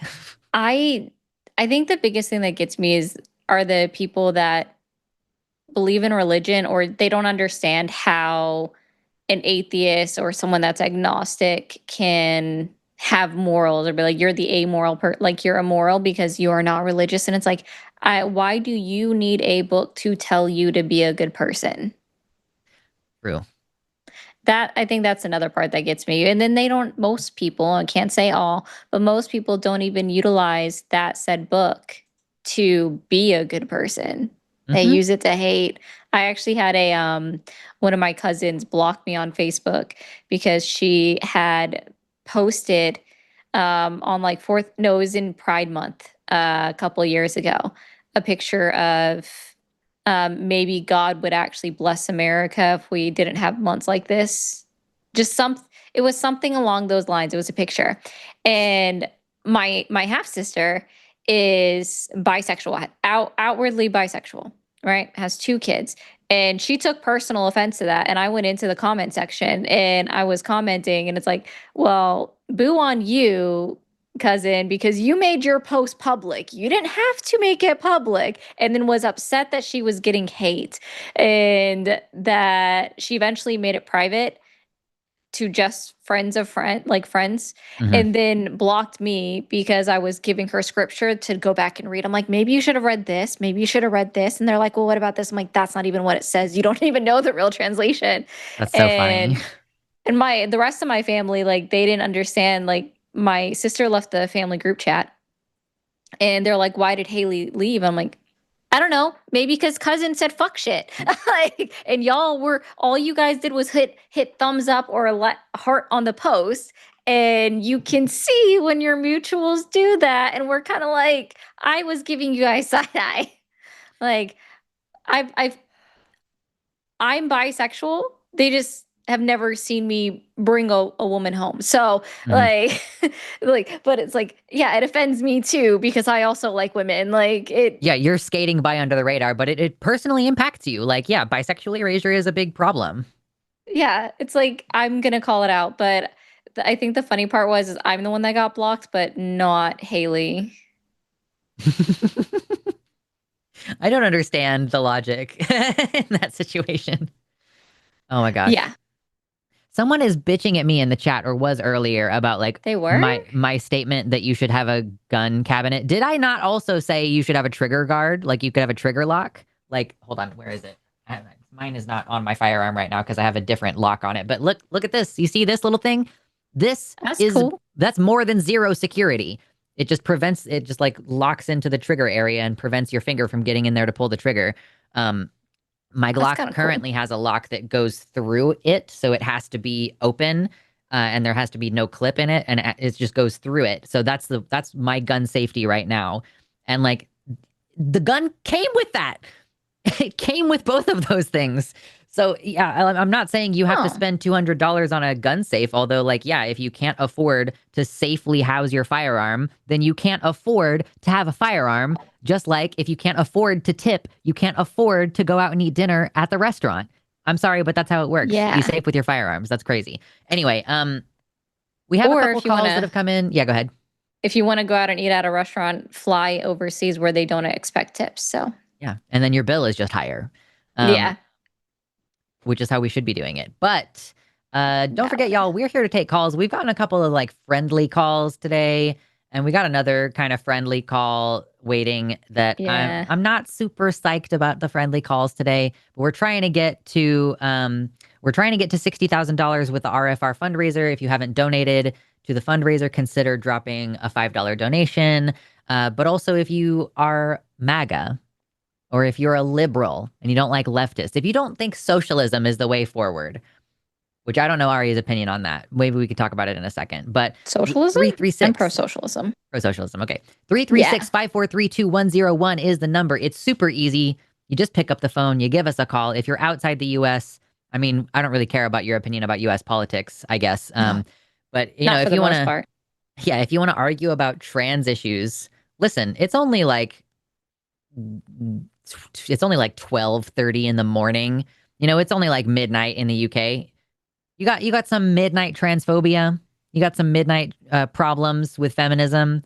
We'll take your call if you use the web caller, which I don't even know if there's a link in the description. I'm going to assume that there is, but mostly we want to hear from MAGA, which means we want to hear from Americans. Share this stream to your dad. You know, your weird Trump supporting dad, or your weird Trump supporting uncle. Your old frunkle. We'll take him. Your frunkle, yeah. But listen, you're shaming me in front of Jimmy, okay? You're shaming me because we've only made like 800. We've only made like a few hundred since Jimmy left. You're shaming me in front of my boss and friend of 8 years. You got to donate to the RFR fundraiser. There's a little heart on the page that's like hands holding like that. You click the button. Help us out. Yeah, or there's a big blue donate button on the page on the web that I'm looking at. So yes, donate to the Recovering from Religion Foundation. They do good work. We're trying to help people through their deconstructions, you know? Like my aunt, who absolutely had a meltdown over needing to see her dad again. There are people struggling like that all over the country and all over the world, and we want to support them in their their transition out of religious belief and into a secular life, helping people find meaning in their secular life, because that's a big thing for people who are transitioning out of religion, is they feel like they have no purpose anymore, or that, you know, life doesn't have any inherent meaning. And those folks need support through the chat line that RFR has, or they also recommend therapists that can help you, like secular therapists. Because have you ever shopped around for therapy? There is a crazy number of like Christian therapists who incorporate that heavily into their their treatment, which I is know awkward. one therapist I talked to, she was like, I don't know what your religion is. I do have this really good article about codependency, but it's religiously based. I'm like, I'll read it. It doesn't bother me. Hmm. But she at least was self-aware to ask, and I appreciated that. And that's probably more while I was like, yeah, I'll read it. I'll just skip past some of the parts where like, find your connection with God. I'm like, yeah, I do what I I'm want. good. Yeah, Free will. I don't need it. Yeah, free will, guys. That's what it's all about, right? He gave us free will. Exactly. Thank you, Rain Talks Pod, for the donation. Thank you, Anonymous, for the donation. Thank you so much to Burley. Do you have one of those white girl names? Burley? I don't know. Anyway, thank you for the Burley. donation. Burley. I would Yeah. pronounce it Burley, but hell, what do I know? Leigh is a name that is Lee. Like it's like the feminine version of Lee. You right. It's just so weird. I don't think I knew that actually. Yeah. That's all. I'm like, wait, what? Yeah, it's a white people thing. Like, why do white people do this? Why do we have like the weird, how many times do we have GH in the middle of a word that you just don't really pronounce at all? It's Though. kind of crazy. Though, draught, enough. Drought. Like, why is it F at the end of enough? I don't know. That's so weird. True. But isn't it drought? Well, yeah, draft is like DRAUGHT. Like it's an old timey term for like a fluid. My bad. I'm like two different words. Wasn't even See? realizing it. This is exactly what I'm saying. English is it's 4 languages in a trench coat. So weird.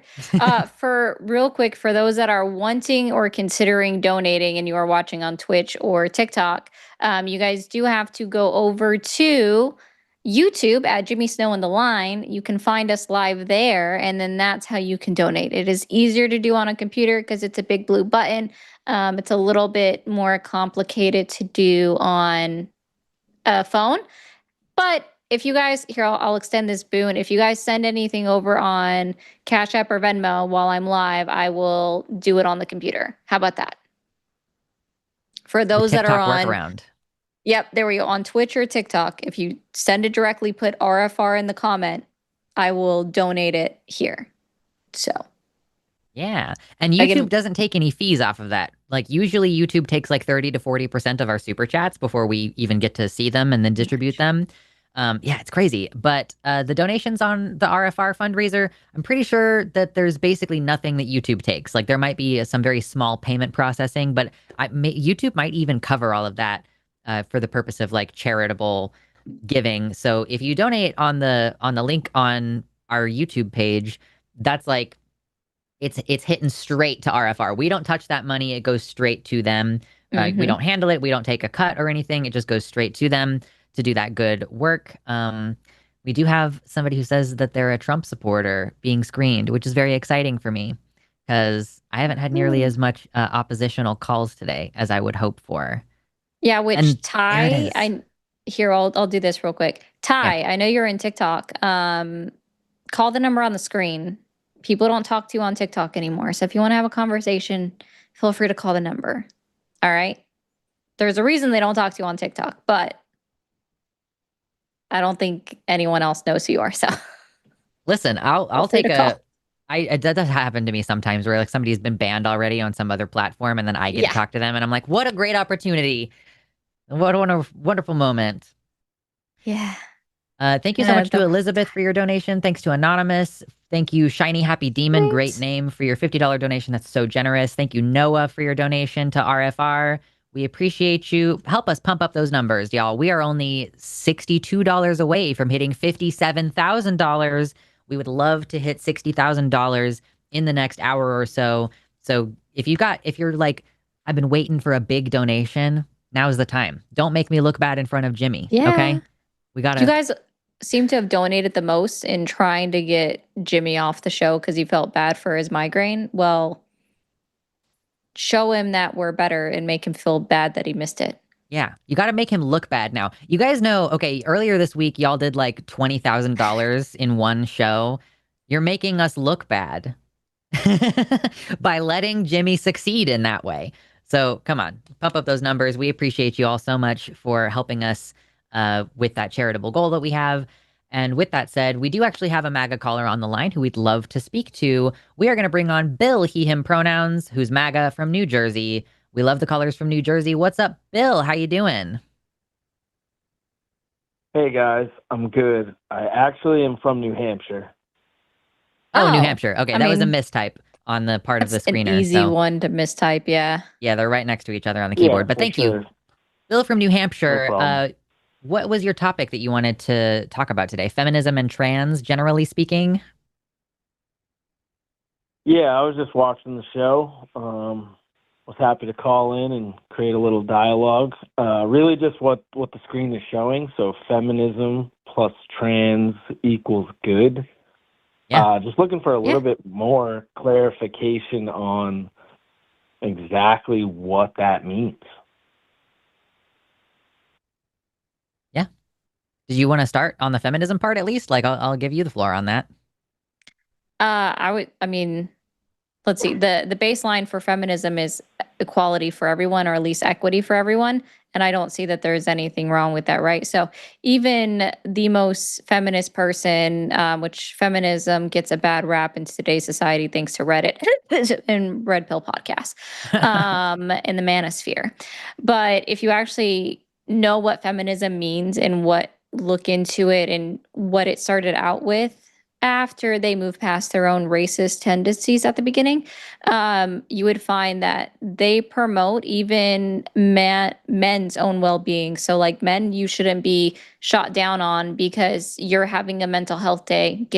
Go to therapy. It's healthy. Cry if you need to cry, right? So it's not just beneficial for women in fighting for equal rights, equal pay, making sure Black women, Black men are acknowledged, Latino men and women are acknowledged, everyone of any skin tone are acknowledged, but also pushing out the needs that everybody needs the same level of treatment and the same level of expectations, and erasing the idea of gender roles, like men have to be the manliest person in the room or the most masculine and hide their feelings. They can't show emotion. That's unhealthy.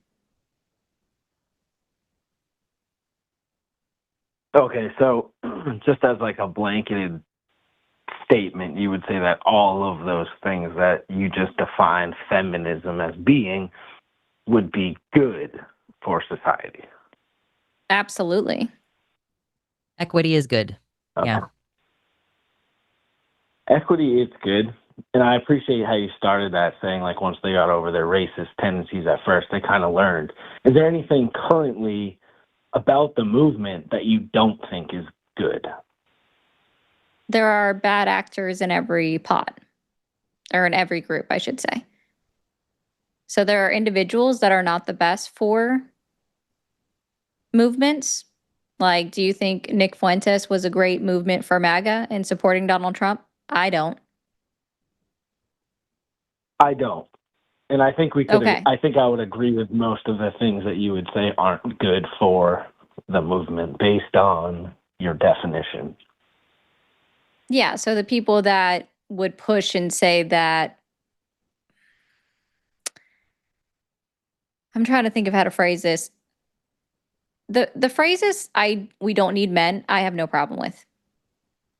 It's all men until it's no men, I don't have a problem with, because it's putting to light an issue that does exist, that because of how men have been raised by other men or even by single mothers, it doesn't matter, but just how they've been raised and how they've been taught society needs to view them as being the most masculine person in the room at all points in time, it has been detrimental not only to men specifically, but also women. And men have somehow been taught that they are owed a woman as a companion in some way. Okay. So that's I would why like the to incel dissect movement that pushed. a little bit. Okay. So if you don't disagree with the statement, men don't matter, is what you said, right? I didn't say that. No, I said we don't I'm need sorry. men. Well, oh, there we go. Okay. Like, as So individuals, we we like, a woman might not need a man. Agreed. We don't need a man to prop us up. Okay, so the we in "we don't need men" is from a woman speaking that, right? Like the "we" in that is a woman. Okay. Correct. So I have a tough time with that because as a man, right, I would never feel the need to say we don't need women because I know that there's so many pros for men to have women and not nearly as many cons, right? So I guess I would. Yeah, well, that's the problem, though, Bill. A little bit. Like the heterosexual relationship dynamic inherently benefits men. Like there's a reason why women initiate divorce and men don't. It's because men are okay with just being in an unhappy marriage because there's a woman doing all the shit around the house for them. And like historically, this is not just looking at the modern perspective of like women do a disproportionate amount of the domestic labor, even though they're working the same amount of hours outside the home. But looking at it from a historical perspective, and even in some countries today where you literally can't go anywhere without a man accompanying you. And like women only very recently in the United States gained the ability to have their own bank account and their own credit card. And so basically like our historical context on this is that women have not been able to exist without men, or in the cases where women find ways to exist without men, they end up being stigmatized or disempowered. Like women used to brew all of the beer. And now that has been colonized by men and is considered like a manly thing to brew and serve beer. Cooking as well. Cooking has long been a domestic task for women, but the most famous professional chefs on this planet are men. That has been colonized. That like the area of domestic labor has been colonized by men in a way, and in a way that shoves women out of the group. So when women are saying we don't need men, it's literally like a statement of their ability to be independent of men, like that they have the right to be independent of men and not require one in order to get basic things like food and shelter. Yeah. Math also used to be considered feminine. I didn't know that. That's so cool. I think I agree with that part of it, right? Like we don't need men to achieve certain goals that we can develop and get the same skill set as, or even become better than. I guess I was thinking that more in the light of, as far as, succession of the human race. Obviously, men and women do need each other to continue that. Yeah, well, that would be ridiculous, right? That would be a ridiculous, silly thing that no one would actually say and mean it. I feel like that's a joke that people might say.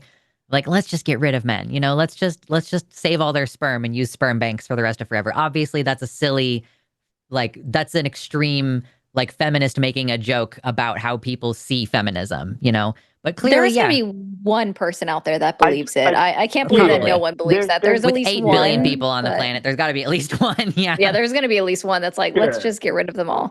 Yeah. Yeah. Sure, and I totally agree. There's definitely some extremes on both spectrums that are just, outrageous. Yeah. Okay, well, yeah, I don't disagree with feminism. I guess I should give you guys a few of my viewpoints, and you can kind of dissect me.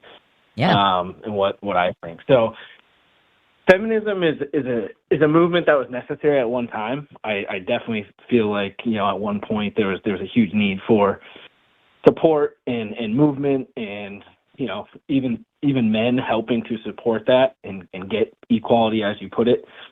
I think unfortunately it's reached a point of push and achieve that it's almost started to cannibalize the original thought of equality. And by that I mean it's just a little bit too much, right? In the sense that it's almost gone too far, I think, if that makes sense. I think it began with true roots at one time to get to true equality, but it's gotten to a point where it's just overkill. So, like a whole women's month, right? The whole month of March. And I say this from more of like just a consumer and someone who works in the corporate world, like a whole month just dedicated to women, which, sure, I'm Bill, a huge women supporter. Here's my question. I'm a huge I got to interrupt you. I'm so sorry, but Bill, how has it gone too far? how has feminism gone too far now when women are still only making 70 cents to the dollar for every dollar a man makes, when women's rights are under attack broadly across this country, when where people are trying to remove no-fault divorce? Like women are currently still not equal to men. So how has feminism gone too far? And also men have 2 months. Men have 2 mental health months. Just so you know, they have June and they have November. Yeah, November. Yeah, the whole No Shave November actually started as a way of raising awareness for like testicular cancer, I think it was. There's like men get plenty of flowers in that way. And like there's an International Men's Day. I never once said that. And International Men's Day gets the most hits on Google on International Women's Day. Like, it's like men bitch about, oh, why do you need International Women's Day? Why is there no International Men's Day? We do have International Men's Day. Y'all just don't advocate for yourselves. All right, and that's fair. And I want to talk about these points because I think it's a good topic. So I agree with some of the things you said. I'd like to talk about the 70 cents on the dollar part. You know, what are the measurements of that? Where did that come from, right? Because obviously the two genders do completely different jobs. Does that come down to average hours worked? Those are for the same jobs, though. They're for the same jobs. I would love to know which one. Bureau of Labor Statistics. You can look up the Bureau of Labor Statistics. Actually keeps track of hours worked by each gender, and then keeps track of the pay, right? Because this is all surveys that are submitted, so you can actually find it directly from our government website, bls.gov, and they keep track of it. And what they found is that yes, women do make significantly less than men in the same exact roles, even if they work the same exact hours. Some of the largest companies in the world are run by women. So do they make as much as that's still a minute CEO? Percentage? That's still a smaller percentage. And even if you want to make the claim that it's because it's different jobs, like, okay, why are women not in trade jobs? How many bricklayer women do you know? But I'm about to address that point, Bill. It's because those workplaces are fucking toxic for women. Right? Like, you know that the reason why there's a women's chess league is not because women can't perform against men. It's because men are fucking awful to women in those competitions, and women are more comfortable in their own area. So, like, I am a feminine person who has done trade jobs before, and it's just a harmful environment for a woman to be in. Even when they're as capable, they're being boxed out because of like societal expectations and like literally an entire upbringing of 20 years of being told, here's a dolly, and no, you don't need to learn spatial reasoning. We won't give you blocks. We won't give you trucks and cars. Like, the whole cultural conditioning leads women into roles that are undervalued, right? Like, childcare is a hard job. Why do people who work at daycares make minimum wage? Because our society does not place a value on women's labor, on labor that is typically ascribed to women. So yeah, but like that's like assuming that you're correct. Hold on, Bill. Hold on. Let me finish this really quick. That is assuming. Okay. All right. That's assuming that what you were about to say is accurate. That women make less money because they choose different jobs. But Ari just told you that has been balanced out. We're looking at the same jobs. So like if a woman is in a man's field, she's making less than the men do in that field. Okay, and on that point, right? So let's pick a... And also, I always love the... Real quick, I want to point out something. Let's say HVAC, the HVAC trade. I love the CEO point because only 6% of all CEOs are women. Yeah, so there's some great companies being run by women, but it's only 6% of the companies that have a CEO who's a woman. So like, we're looking at the same problem of them being boxed out. So just talking about like trades. So if you are measuring women in HVAC versus men in HVAC doing the same jobs, I would think that men are probably making more money because they have saturated that industry for so long, right? So you could have a guy who's been... That's called sexism, though, because are you actually measuring the actual performance of the one woman in a field of 100 men? How is that men's fault that measurement is read that way? When we didn't do that, that's how society went. It's not a... men control society. It's because men are still the majority of our elected representatives, and men are the majority of the people leading these companies. So even though you, an individual worker man, are not setting the policy, you are still benefiting from the policy, and y'all don't really fight very hard against that privilege. And you don't do enough to change it or to attempt to change it. Yeah. Like if you could vote, Bill, if your When you workplace say all, you became can't generalize the whole gender. I have a question. When you say I'm asking a question. Yes. All men benefit from You this can. system, to be The clear. same way I can't Can. generalize your entire gender. I wouldn't do that. That's a pretty ignorant thing to do. All men benefit from a system that prioritizes men's needs and makes sure that men get paid enough to live. But the point that I'm trying to drive into here is like, if men individually have a problem with the way that the system is set up, let's say that tomorrow, Bill, your workplace becomes a cooperative where, you know, each employee has a share of the company and you all vote on every policy. Everything that you do in your company, you no longer live in a petty dictatorship where your boss can tell you what to do. You as workers come together and collectively set the policies. Would you vote for the women to get paid as much as the men in your field? I don't know what you do, and that's fine. I don't need to know. 1 second. Yeah, I would vote. I would vote that they should be based on merit and experience and nothing to do with their sex. Okay. If many men believed that way, we would probably be in a better situation because y'all would be pushing for those changes. But like, I don't see men advocating. Like every single time I talk to a man about the gender pay gap, they're like, well, what about women's choices and all these things that women do? And I never hear a man go, yeah, I asked my woman coworker what she makes and she was making less than me. And we both went to the boss and said, that's not acceptable. I do not deserve more money than she does. Why is she not getting paid well enough? Like, we need y'all to be advocates actively in this, because otherwise you are just a complacent beneficiary of a system that is causing oppression. Yeah, or they just blame it on the fact that women have children. Yeah. Well, right? I know you guys can't see me, but you can probably tell I'm a white guy, and I would say I work in the corporate world.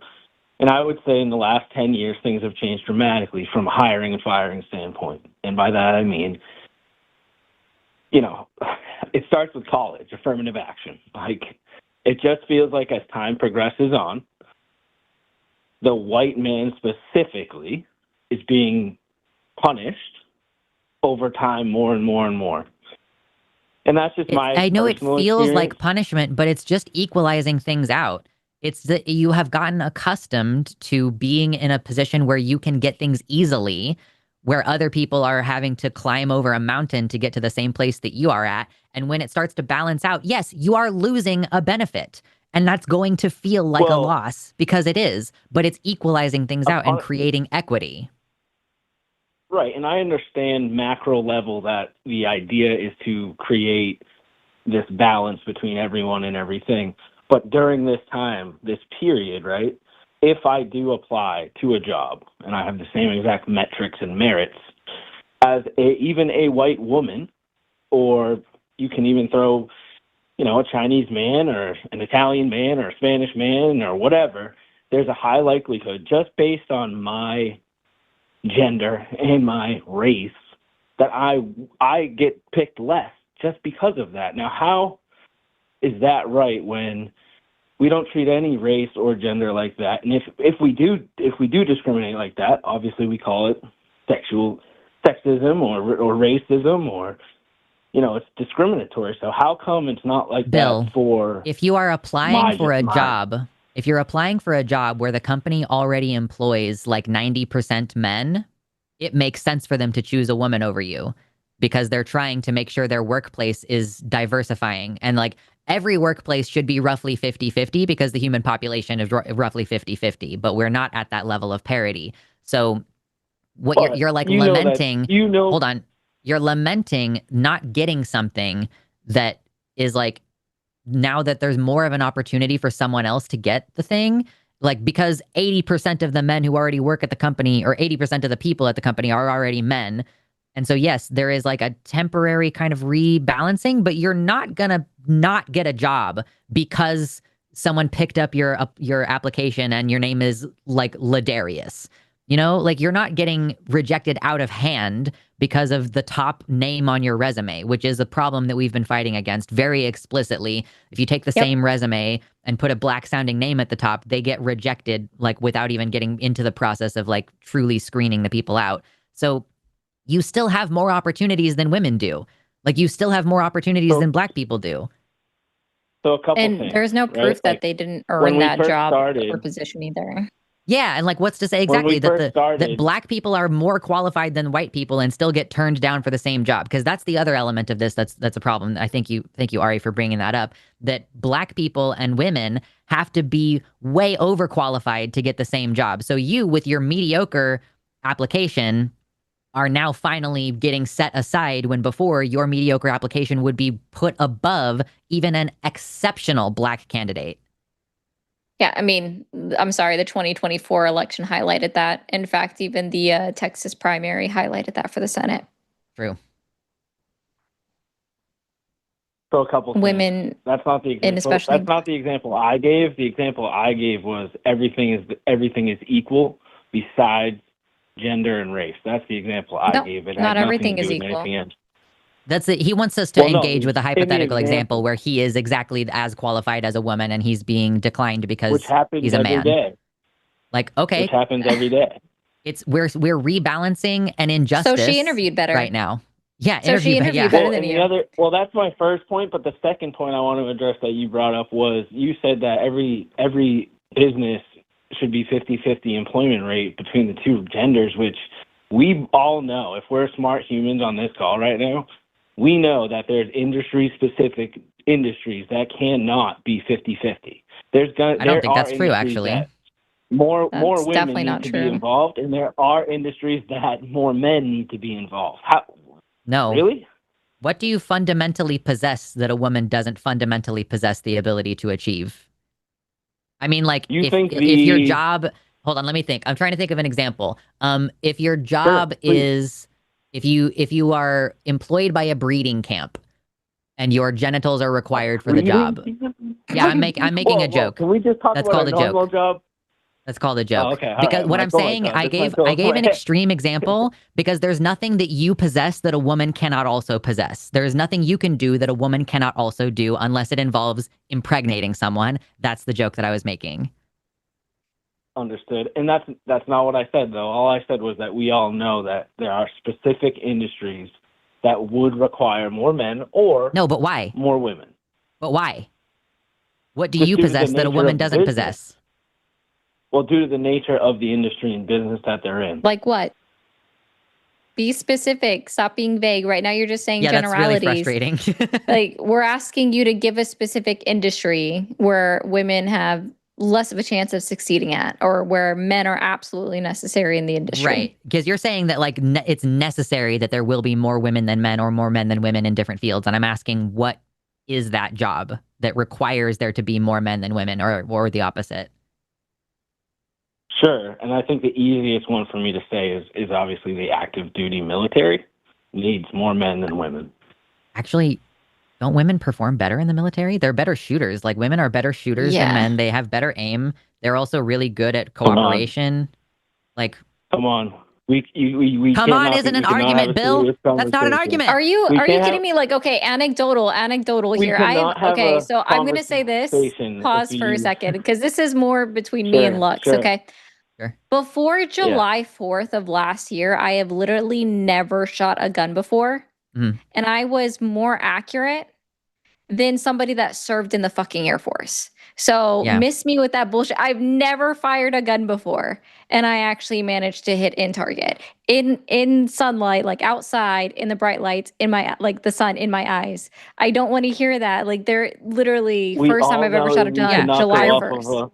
Bill, I require specifics. I require. I know. I don't like anecdotes. I was telling Lux. Yeah. She acknowledged that it was an anecdotal, but that's very funny, and I had a similar experience. But I need specifics, Bill. If you're like, cool that you're Bill, good at Bill, it, Bill, and I Bill, Bill, respect Bill, that a I'm lot. asking you. I'm trying to ask you a clarifying question, Bill. What I'm trying to ask you is, you have this like, well, come on. Of course, men are better in the military, but why? Like, literally, give me the specifics of what makes men more apt in the military. men are better at combat than women are. Based on what? Because historically, women have been hunters, like just as much as men have. Women outperform men in shooting at the Olympics. All right, I will just give you a basic example. Okay, you can have Most warfare military isn't even done on the orange, ground anymore. So military orange versus military green. One is all women, one is all men. You have to bet your life on who succeeds in the war, and you have to pick which one is going to win, which one are you going to go with. absolutely women. Tell But me you're the not reasons giving why, me anything please. real. I'm interested. But no, Bill. No, But I'm you interested haven't to given know. me anything. You haven't given me anything that you're I just like, gave well, you men a are better real-life at combat. example. Of what? You I just said gave men are you better an at combat. example. You just said men are better. What makes them better? What do they possess that women you take- cannot also cultivate? If you have a 25-year-old Marine man and a 25-year-old Marine female, and you have them do physical hand-to-hand don't combat, do that. You already messed up your sentence structure. the men is going to win that battle 10 out of 10 Over times. the Actually, in grappling sports, women dominate in co-ed. Then Women are why so much in the better at UFC grappling. Is there a women's division? Why don't women just fight the men in UFC then? We actually talked We've about this already went earlier. over that. Yeah, we went over that explain earlier. it again. Yeah, But do it I again. was just before I do that, I was just trying to correct his sentence structure where he said man marine or marine man and then a marine female. Let's focus on the topic.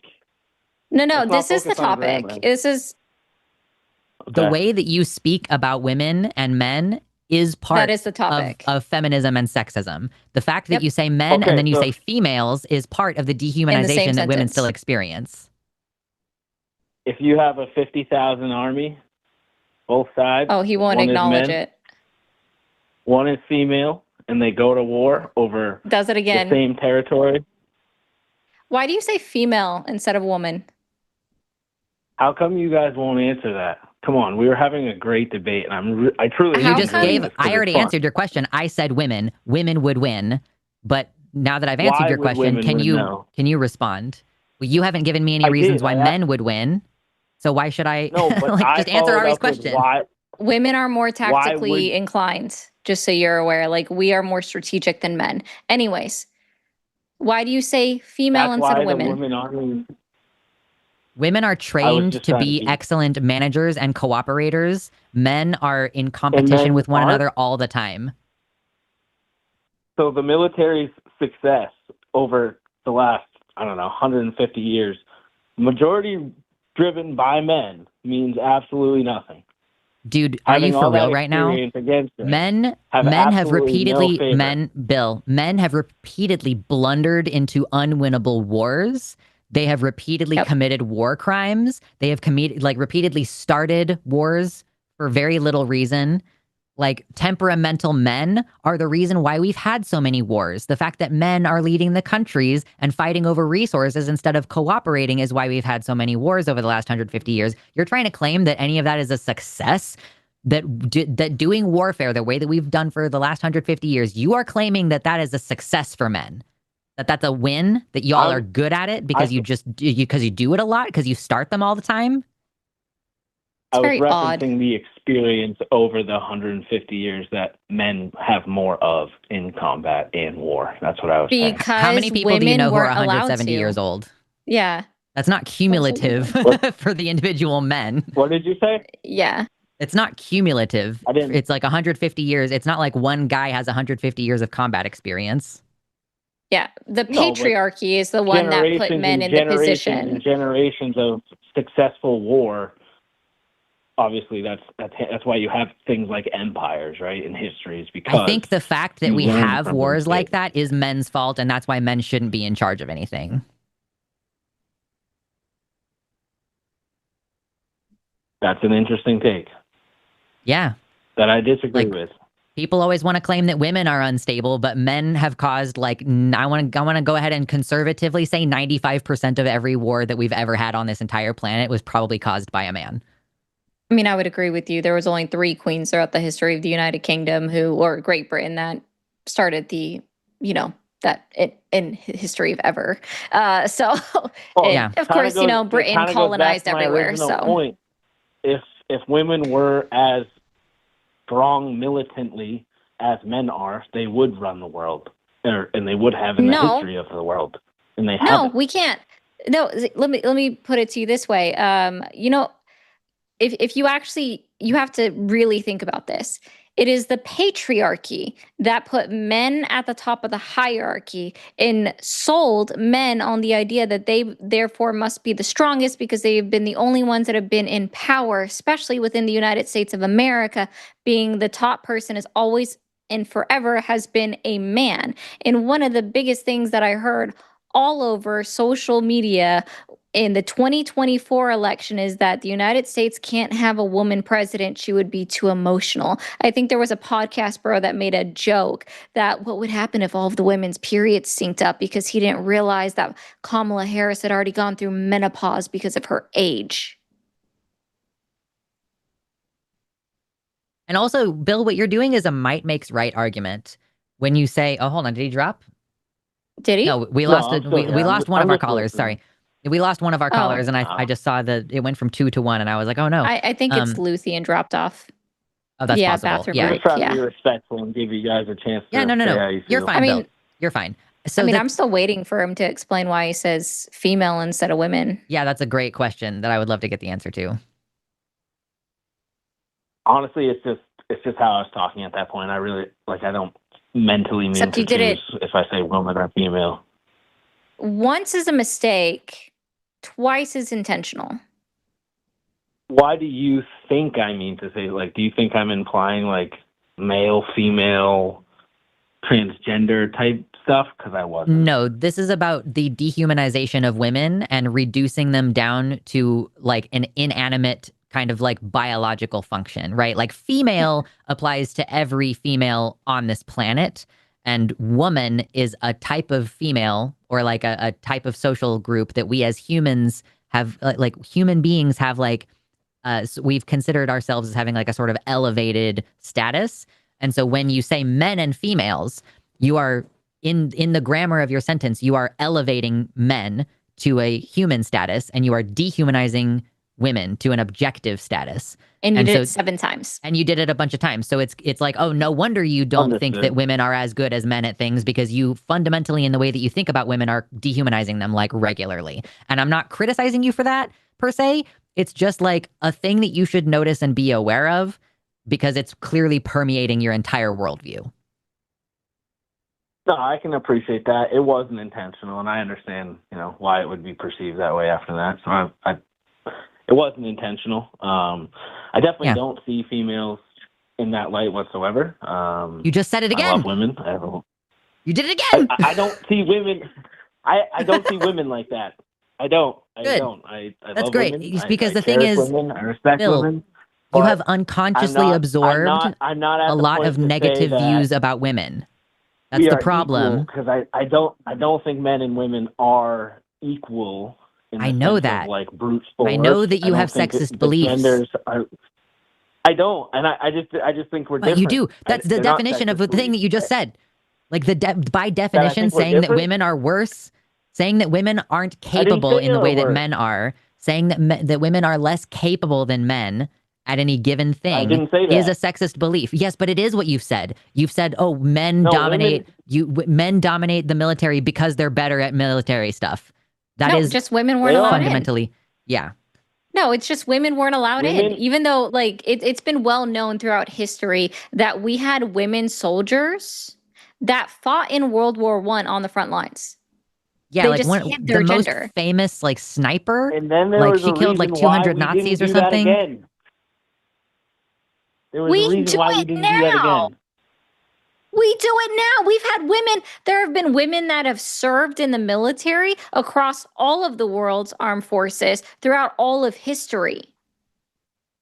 Again, the only reason why it is looked down upon now is because of men that benefit from the patriarchy like yourself. Men are literally hating on other men, but blaming women for the draft. For example, why aren't women included in the draft?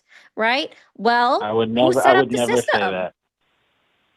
I would Right, never because say you don't that. think women should serve in combat roles. Am I wrong? Not at all. I think women can serve in combat roles. I just disagree that it's equal between the two genders. I don't think that it is equal.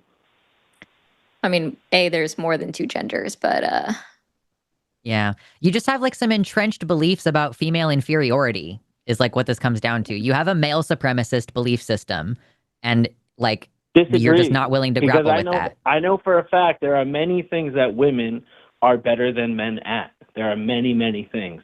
Honey, But the this is about examples to we're be talking what about you're on about this to do, call Bill, is are called not benevolent sexism. that. That's called benevolent sexism. It's like when people are like, I'm not Not at racist against all. Asians. Asians are Incorrect. smarter. Not at all. There's plenty of things that women do that I cherish that I know they do better than I could ever do. That is But there's still certain things called that men do yeah, benevolent sex. Do you know what the word that benevolent women will means, Bill? never be able to do as Bill, good as men. have you ever heard, hey, do you know And what it's the word equal benevolent on both means? provided sides. that. Do you know what the word benevolent means? It's equal on both sides, and I think I've been pretty fair about this. Were you responding to what I just said? Do you know what the word benevolent means? No, I don't. Okay, benevolent means well-meaning. So as opposed to like malevolent meaning like I have ill will toward you. Benevolent means like I have good intentions with this. So benevolent racism, for example, is when you're like, I'm not racist against Asians. They're super smart. So if you're like, I don't think women are worse than men. I don't think that men are superior to women. I just think, and you know, there are some things that women are better at. Like, okay, like this is why I was living with my abusive mother. Though. And the courts were preventing. Oh my fucking God.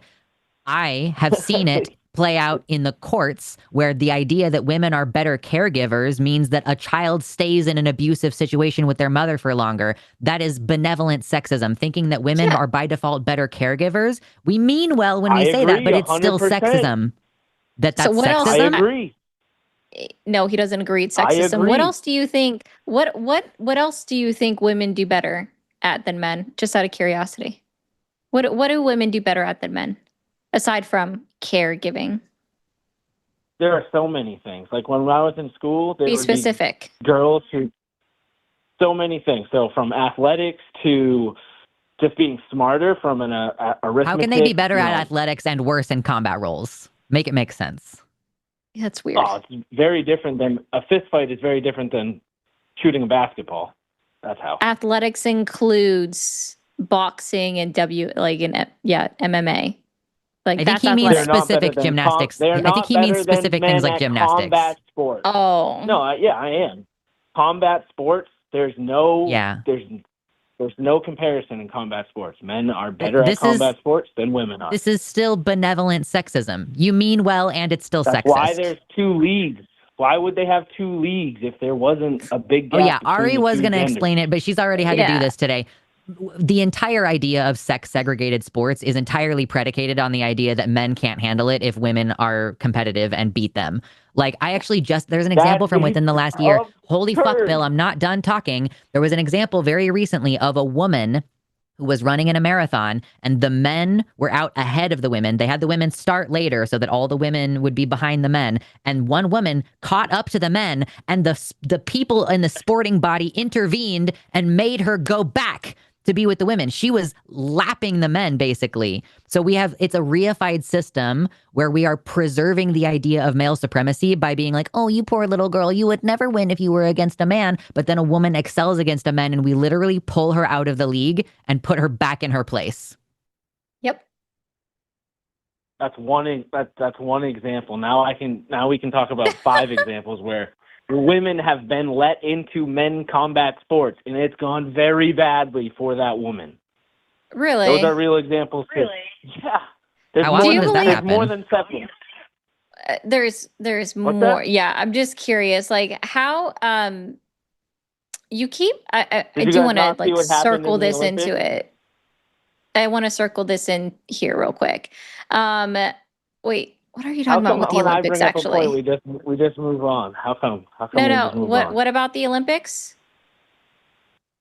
Did you not see that woman get absolutely torched? that was supposed to. I think it was qualifying for the Olympics. She was trying to be on the men's team, and she literally got her face Oh, I'm not sure It was about bad. that. It was really bad. The only No. thing I remember about boxing was about Iman Khalif, but Yeah. I didn't hear about like someone getting hurt aside from the person that she fucking threw a huge punch at. Yeah, that's where I thought he was going, was Khalif, who was a There's biological many woman. examples of MMA sports where a woman has tried to fight in the men's division and it's gone very poorly. And there are also examples of men that have transitioned who fight in the women's division and it's gone very poorly for those women who have worked their entire life. And then a guy shows up who says he's a woman. I'm not going to validate your transphobia right now. So actually, here's an interesting point of fact. A girl won the boys. Hold on. Bill. Hey, Bill. Hey, Bill. So a girl won the Arizona State Wrestling Championship a couple years ago. Because they equalized for height and weight because it's wrestling, and so you have weight categories. A girl won an 18-year-old girl won the state championship in Arizona. So I don't really know what leg you have to stand on about any of this. Like, you just have your benevolent sexist beliefs, and that's fine. Yeah, it's like I just need you to reconcile with the fact that it's sexism, and you're not going to do that on this call. And it's really hard to have a conversation ongoing with somebody who just wants to talk and not let us lead the show, where that's our job, is to lead the show and keep things on track. And we are fundraising, so we're going to leave you for today. But thank you for your call. We appreciate the clip. Thanks, Bill. And it's like they never talk about Patricio Manuel. Like, I don't know that one. Oh, it's a trans man that is in boxing. Oh yeah. Wait, do I have? I don't think I have. Wait. No, I have a different book. I have a book written by a trans man who is a wrestler or a boxer or something. Yeah, man, I didn't even get to bring up Ludmila Pavlichenko. Oh, that's not a name I've heard, but dang. Oh yeah, she Slavic. Yeah, she was born in Ukraine and she sniped. Yep. She sniped like 200 Nazis or something, like a record number of Nazis. That does actually sound familiar. Yeah. It's similar enough to, like, I think our first trans soldier fought in the Civil War, but we never talk about them. Oh, so Ludmila Pavlichenko is actually the deadliest female sniper, one of the deadliest snipers in history with 309 confirmed kills. But anyway. Well, you're welcome, Melanie, that I got to your answer. I'm going to close call in studio. And we only have a few more minutes, you guys. Let's make a big, big push for RFR. If you enjoyed that conversation and you don't want to make me look bad in front of Jimmy, let's pump up those numbers. We got to $57,045. Our goal is to get to $60,000. So who's got $3,000 right now? Let's go. Let's fucking go. Let's get the momentum. Hold on. Come here. Hey, baby. No, come here, baby. Do you want a kitty cat? Ooh, we love cats. The sound that she just made was spectacular. For Mina, listen, look at this poor baby. She doesn't like the religious harm that is done to individuals. She doesn't like the trauma. You know, she doesn't like the religion having a difficult impact on people's livelihoods. And so she wants you, this is Mina, she wants you to support recovering from religion. Thank you, Vern, for your $50 donation. That's very generous. We appreciate you. Even if you only have $1, if you only have $5, every little bit counts. We're trying to get to $60,000 in the next basically 15 minutes. So listen, we got to get those donations in. Support RFR. Thank you, Pure Reform, for the $10 donation. No, Mina. No, she's trying to escape. She's trying to escape because you guys won't support. You guys won't support the fundraiser. No, I'm trying to get at least the dog to pop up. Come here. Come here, Summer. Come. Look at this beautiful baby. She wants you to support recovering from religion. Are you going to make her sad? Summer, don't ignore the cat. Okay, I'll get the cat. She won't get any wet food today if you don't donate. Okay. Oh, there we go. We'll have Bailey. Yes. He really doesn't like being held, so he's not going to last long. But she doesn't like it either. We've also only had her for like 2 months, and we're already subjecting her to this level of torture. Oh, no. I'm about to get attacked. It's okay. Hi, Bailey. You're the one who knocks over my monitors, so you can just come here and enjoy the torture. He is actually the butthead cat. He is the most ornery cat. So he's That's orange cute when cat he's for ya. sleeping. He's also probably the most loving. So like if yeah, like after my partner, he had surgery last year, and Bailey just laid on him the whole time while he was home. Yeah. He did the same thing to me when I had surgery in February. So like he's very loving, and he likes to sleep above my head or on my shoulder or on the back of my legs. But when he's awake, he's a fucking menace. And That sounds accurate. Yeah. I love hate my cat. But now Summer, the dog can show herself off, but you gotta come up. I can't pick you up. Come here. You're half of me. Come here.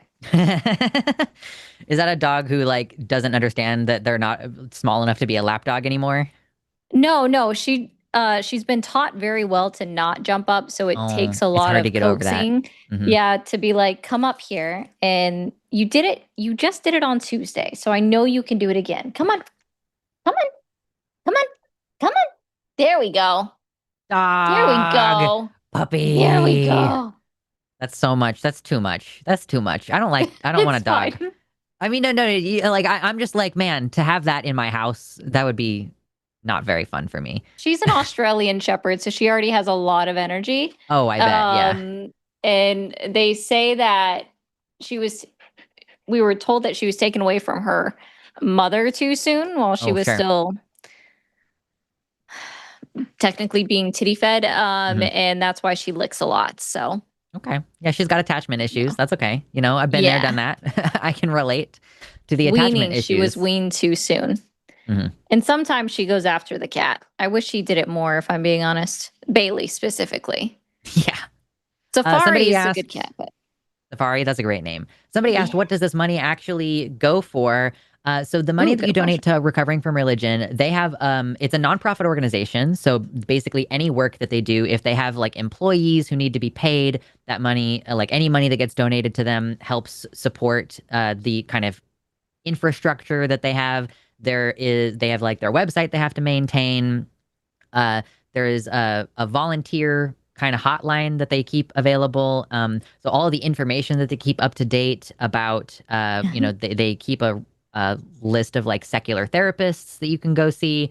So basically donating to RFR helps enable them to continue operations and potentially expand operations to, they don't have like a huge marketing budget, for example. So like if they're trying to do outreach or basically advertisement, having additional money means that they can do additional campaigns to raise awareness for the issues, to help get the word out to people who are deconstructing or who are questioning their religious beliefs or who need help transitioning out of that, who need the social support of potentially if you've lost your family or if you're like a pastor who's deconstructing, you would lose your job. So Recovering from Religion just basically helps people who are dealing with trauma from religion or they're currently going through the process of deconstructing. And since we are a secular organization that believes that, religion should not be running our society, we want to help people in that process of transitioning out of that. So yeah, when we donate to RFR, we're donating to just help them with their operational costs for all the different things that they do. Yeah, I don't know. I don't know if RFR has like a central office or anything, because I think somebody is trying to get the idea of like, where are these services located? It's mostly like the things that I'm aware of for RFR, at least, are like remotely available, but people still need to support the infrastructure of if they have a chat function and they have volunteers on the chat, then they need to support the infrastructure for that. Yeah. And like I said, outreach and marketing and getting the word out to people. So yes, we want to support RFR. Who has donated recently? Let me get some shout outs and some thank yous, because we really would love, as impossible as it seems, to get to $60,000 right now in the next few minutes while we're wrapping up the show. We're at 57,376. Let's at least try to push to get to 58,000, right? And then 58,000 is just a hop, skip, and a jump away from 60,000. We can do it. From where we left off, or at least the last one I remember was Vern with the 50, and then we had a bunch of anonymous Puriform. Yeah. Hell yeah. The unstillborn. Oh, that's an interesting username. It's a cool name. Yeah, I was like, I haven't seen that one before. Then we had LFL with the $200. I think it's Kyla with the Canadian 5, Eva with the 10, Unstillborn again with the 5, thank you. And then Graceful with the 1. Yeah, all those donations, they all count, right? Like they all add up. And even if you can only give $1 or only give $5, that is still contributing toward this cause, and it's still going to help out RFR. And like, a bunch of little snowflakes together, you make an avalanche. So we're trucking along, getting closer and closer to that $100,000 mark. Thank you, Melatonin Ale. Thank you to Noah for your donations. We really appreciate y'all. Yeah, we need one person to just lay down a fat $2,000 donation right now. That's what we need. Dig deep, get into your pockets. If you've already given, can you spare another $5 so that I don't look bad in front of Jimmy? Thank you, Sprawley, so much for your $50 donation. Thank you, Secular Felinist, for your $5 dono. Listen, we're out here doing the good work. If you feel like you want to support the line in some way, this week, the best thing you can do to support the line is to help us in our aim to assist RFR in their mission. Yeah, RFR is very similar to a suicide hotline. Yeah, it's they've got a service where you can contact them and get direct support and get direct help. And yeah, they're just good stuff. Dr. Daryl Ray is a pretty chill dude who started RFR, I think. Thank you, Idle Bits, for the $5 donation. Like I said earlier, guys, Mina will not be getting any wet food today unless you donate. No. Exactly. I know. She's going to cry. She's going to cry. She's going to be sad. She's going to bite me. She was going to bite me anyway, to be completely honest. She was going to go bite me anyway. Thank you, Idle Bits, if I didn't already say thank you. Thank you, Calibite, for your $20 donation. That's awesome. Yes, and 100% of these donations go to RFR. YouTube doesn't take a cut. We don't take a cut. We don't touch the money at all. We don't handle it. It just goes straight to them for the charitable cause. We're at $57,467 right now. Can we let's get that last $550. Y'all let's got go. this. Just to get us to Irish, 58. thank you. Yeah.